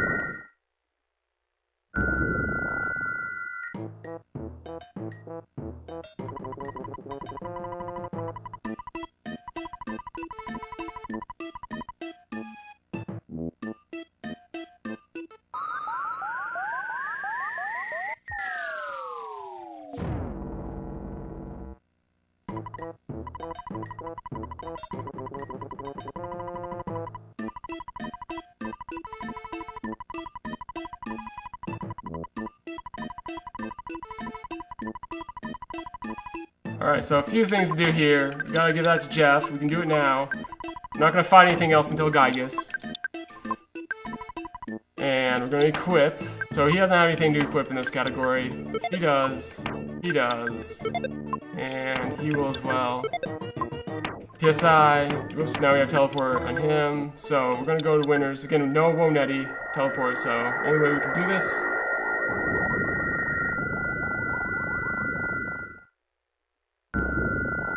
Go in here, and once again out of bouncing. We have plenty of skip sandwiches extra to use.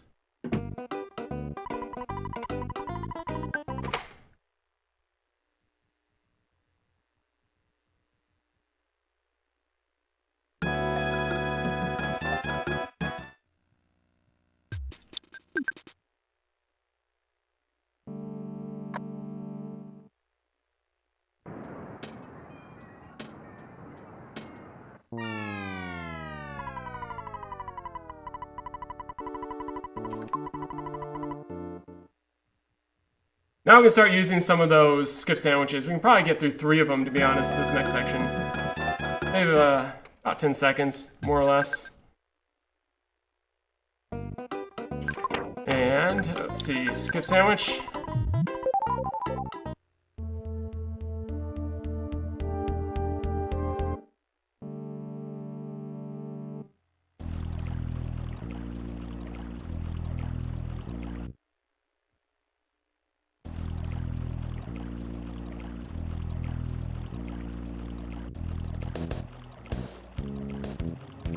And it's got one here as well.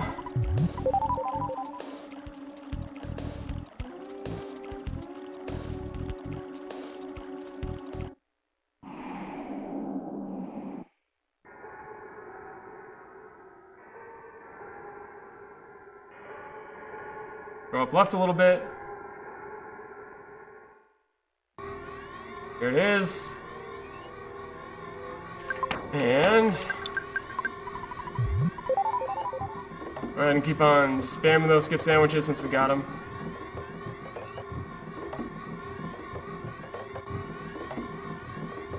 Oops, we ran a little too far, actually. No, we didn't. We're about right. But there's Pokey still chilling around their initial area.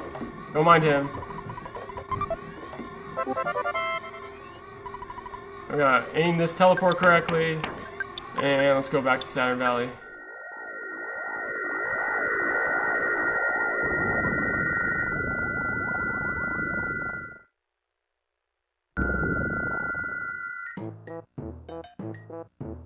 And do we still have a couple life needles? We do. We're gonna get that over here, then we're going to use the meteorite piece. We don't need to have to get, so we don't have to get the Horn of Life. We got at least one healing item on us. Gotta sleep to progress the story. And here's Paula. Here's Paula in jail, crying for help because she's still stuck in jail while we're going to fight Gygus with the actual Paula. Or other Paula. I don't know who's the actual one. And there's Paula talking to Jeff, saying to head south. So Paula's just really mad right now.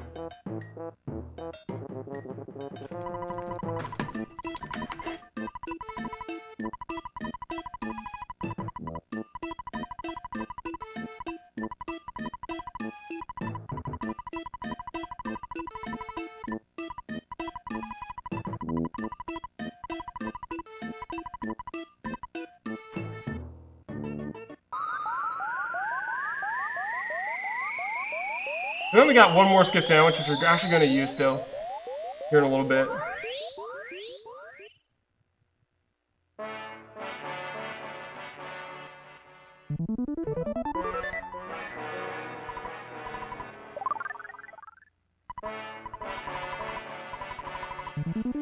You must go to his people. Alright, so there is a Horn of Life of... actually, no, that's not going to exist. Good thing we have that extra couple life noodles, because that will actually not exist. It spawns after you beat the Many Many statue in Foreside. Just a very weird trigger to have, but that's what it is.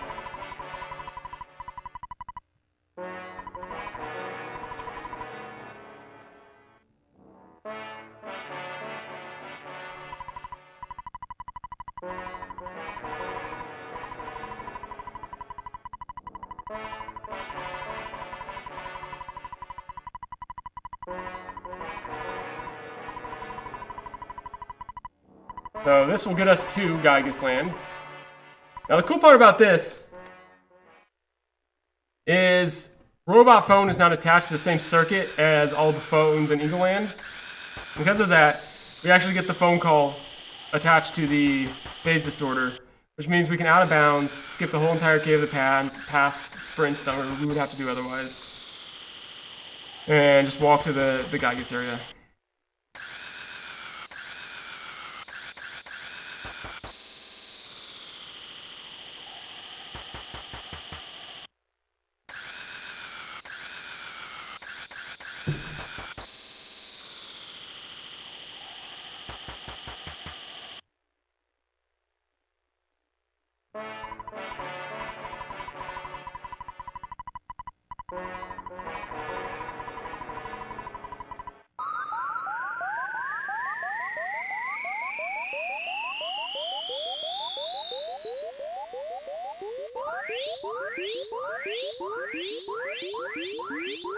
Mostly just skip sandwiches in this one too, because we're not really going to save any time. But that's not surprising.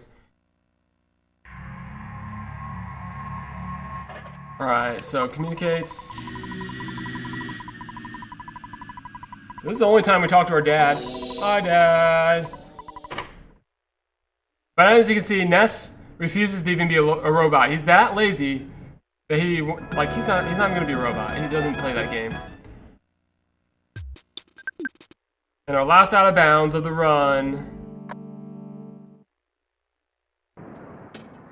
Except to show off some other stuff that we can save after the game ends.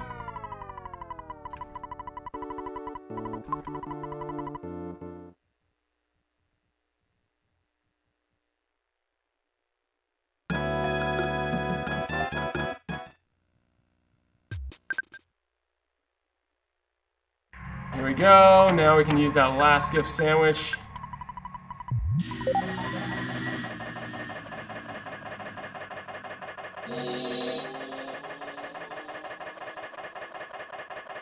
We're already ready for Geigus as well, because we already did all of our menuing.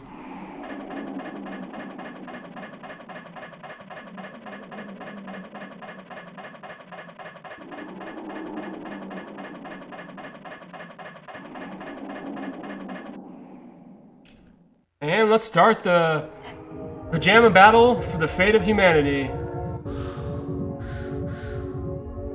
Ness still has not combed his hair. He's taking the shortcut in life and taking the shortcut in this battle.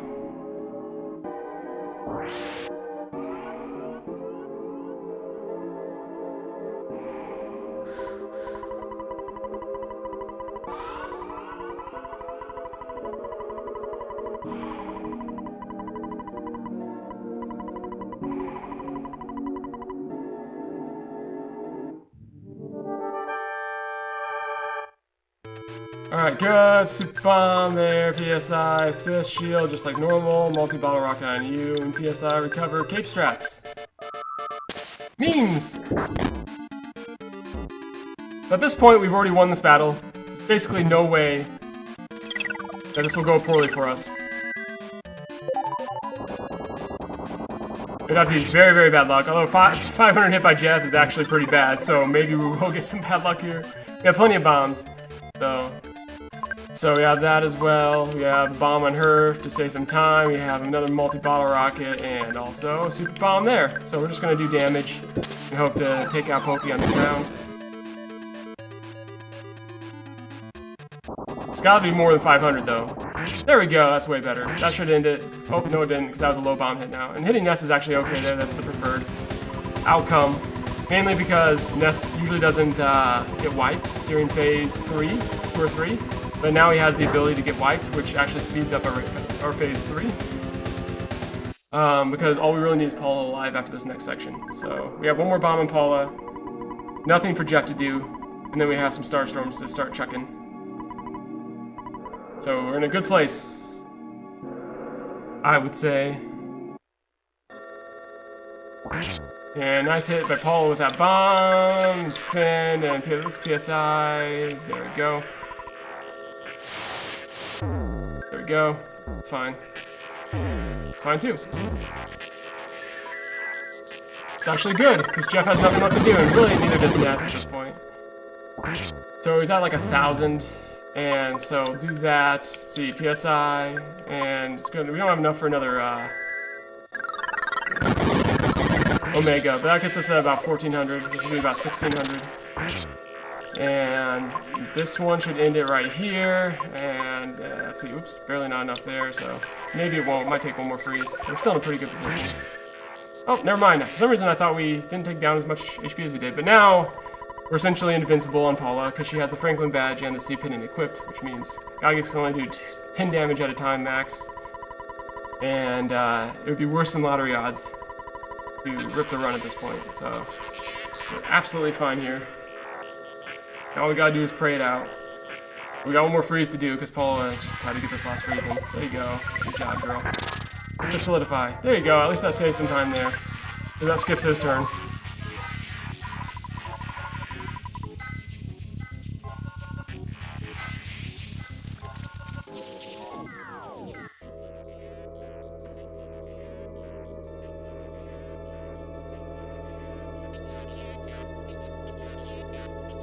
World record in this category is held by Classic James. It's well under 150. I haven't really grinded this category, though I am the father of it. If there was a mother, it would be Classic James, who put a lot of work into this route as well. And he grinded it out at one point to a pretty competitive time, so we'll have to grind out this world record again at some point. As you can see, with first attempt, derusting is a sizable PB, so there's definitely a lot of time to save. But it would take a little bit of grinding.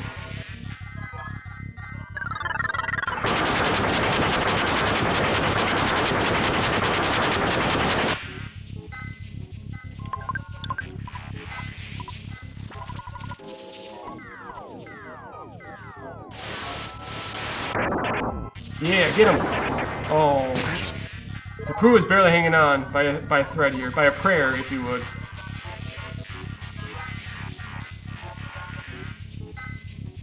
Also, you can see some of the incentives that I would have, such as the names of the players. That's why I put them 4, because it's actually would have saved a lot more time if I got rid of lag frames of loading in names if that were longer than one character. However, because I want to show off some of the other things we can incentivize, and there's a lot of stuff that could be used as incentives, especially post-game glitches. The glitch showcase would be just hilarious. And I'll show off a couple of them here, just to give you a taste of what I'm talking about.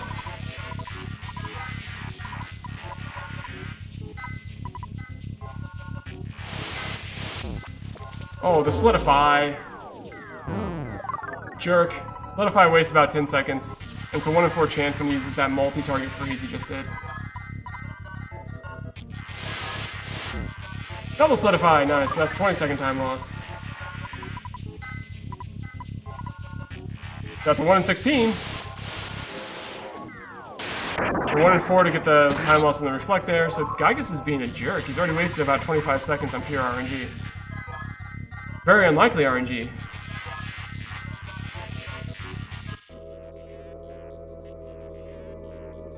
And yeah, we can show off a Ghost Shuffle that was recently found and which gave me an edge in no out of bounds. That's definitely something we can show off. We can show off saving post game.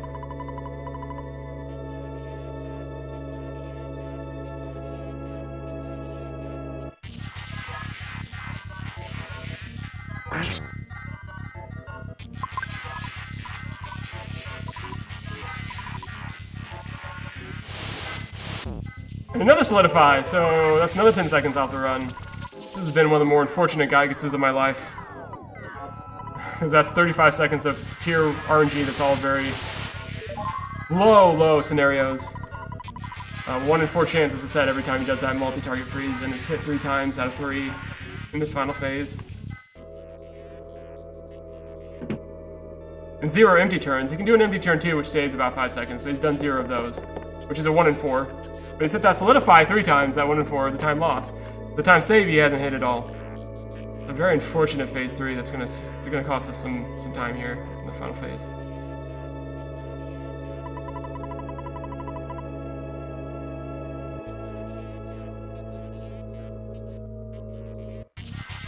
Of an otherwise good Gygas as well.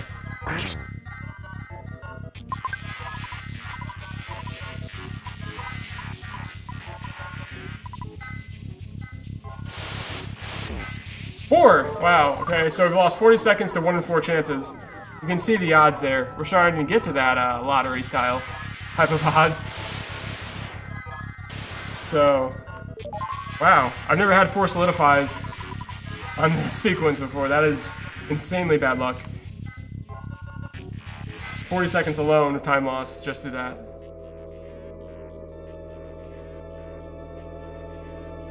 Normally you'll see 0 Solidifies. On occasion you'll see 1 and you think you've had the worst luck ever. But 4, that has to be some sort of new record.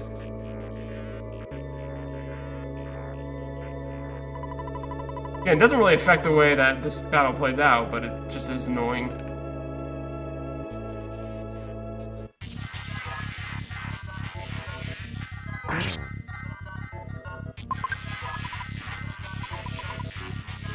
This is not the 1 in 4 you want to hit over and over again. Oh, he's 4 for 5 now. Come on, Gygas. Rookie numbers. The fact that he's using that so much, it's a 1 in 4 chance for him to even use that. So every round, there's a 1 in 16 chance you lose 10 seconds. Which we've gotten a lot of rounds so far. So it's just been interesting phase 3 here. So it would have been a pretty good Gygas.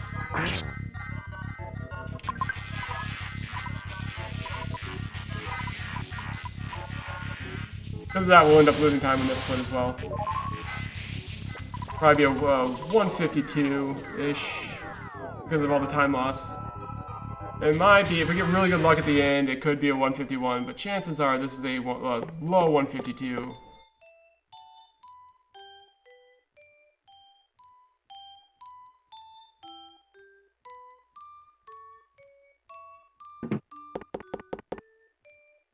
Most of that time loss again was in that 3rd phase. Otherwise, it was pretty good Gygas.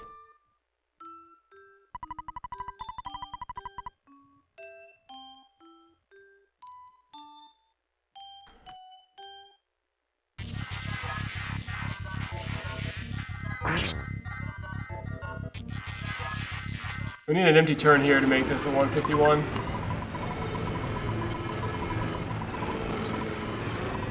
We're gonna split here in 2 more prayers. Oh, an empty turn.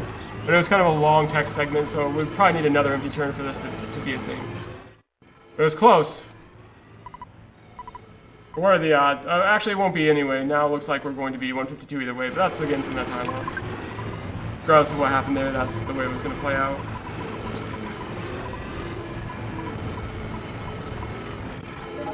We got 2 empty turns though. Didn't really mitigate the time we lost, but there it is, 152.08. New PB for me. And my GDQ submission, so once again, if you're looking for the end of timing, that would be it.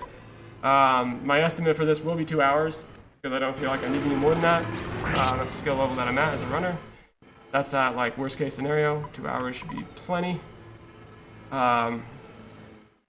Otherwise, I'm going to show off some glitches here at the end that you can see as a result of doing the game like I did it.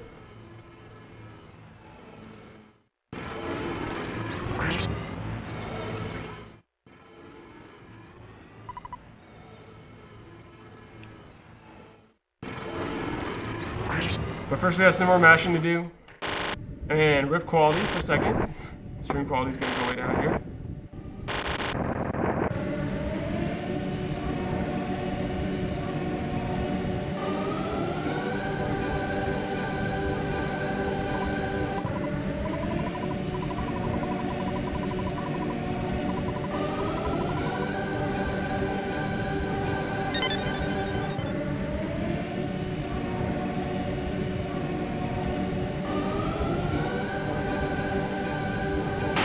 On the pure glitchless elements of this run, we have about another minute. I would say cliff skips were just about perfect. But the pure glitchless elements, we still have some time left to acquire in this portion. About a minute on standard. I would say up to 2 minutes. And the next 2 minutes comes from pathing better. I think there's about a minute there. Still. And then taking more risks, not going for certain items, etc., etc. Like the cape, for example. There's a few things that you could skip, and then hope for the best luck. Other than that, the current world record is actually pretty competitive. Or I could just find some new time saves, that's always possible. I think there's still some out there, I just haven't looked for them.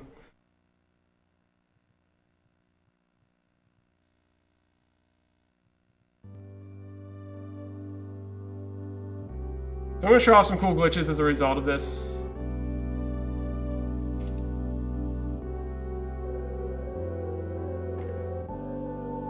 Actually, I didn't even have my input mapper on, but let me throw that on as well really quick.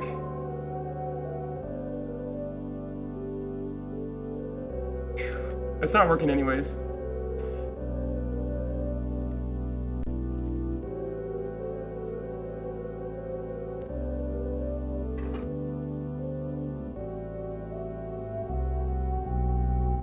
Holy crap, my stream just killed itself.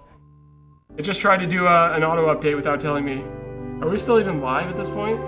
It literally just tried to reset itself. I mean, do we live?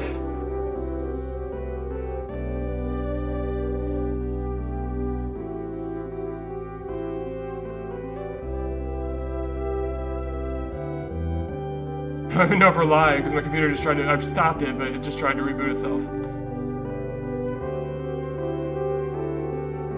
So I'm going back to, all my browsers closed. Let me go back to my chat here. We can see if I'm actually live.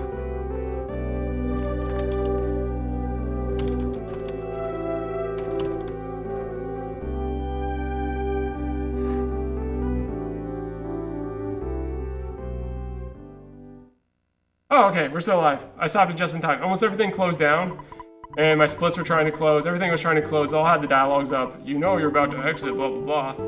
When I stopped it. So, we lost definitely some of our frills here. There's our input mapper, though. What's that?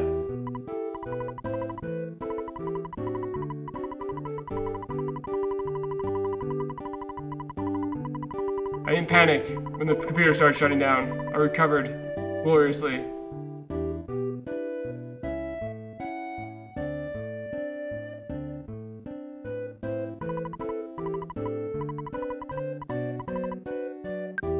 Oops, there we go. And let's go to Winters. I'll show you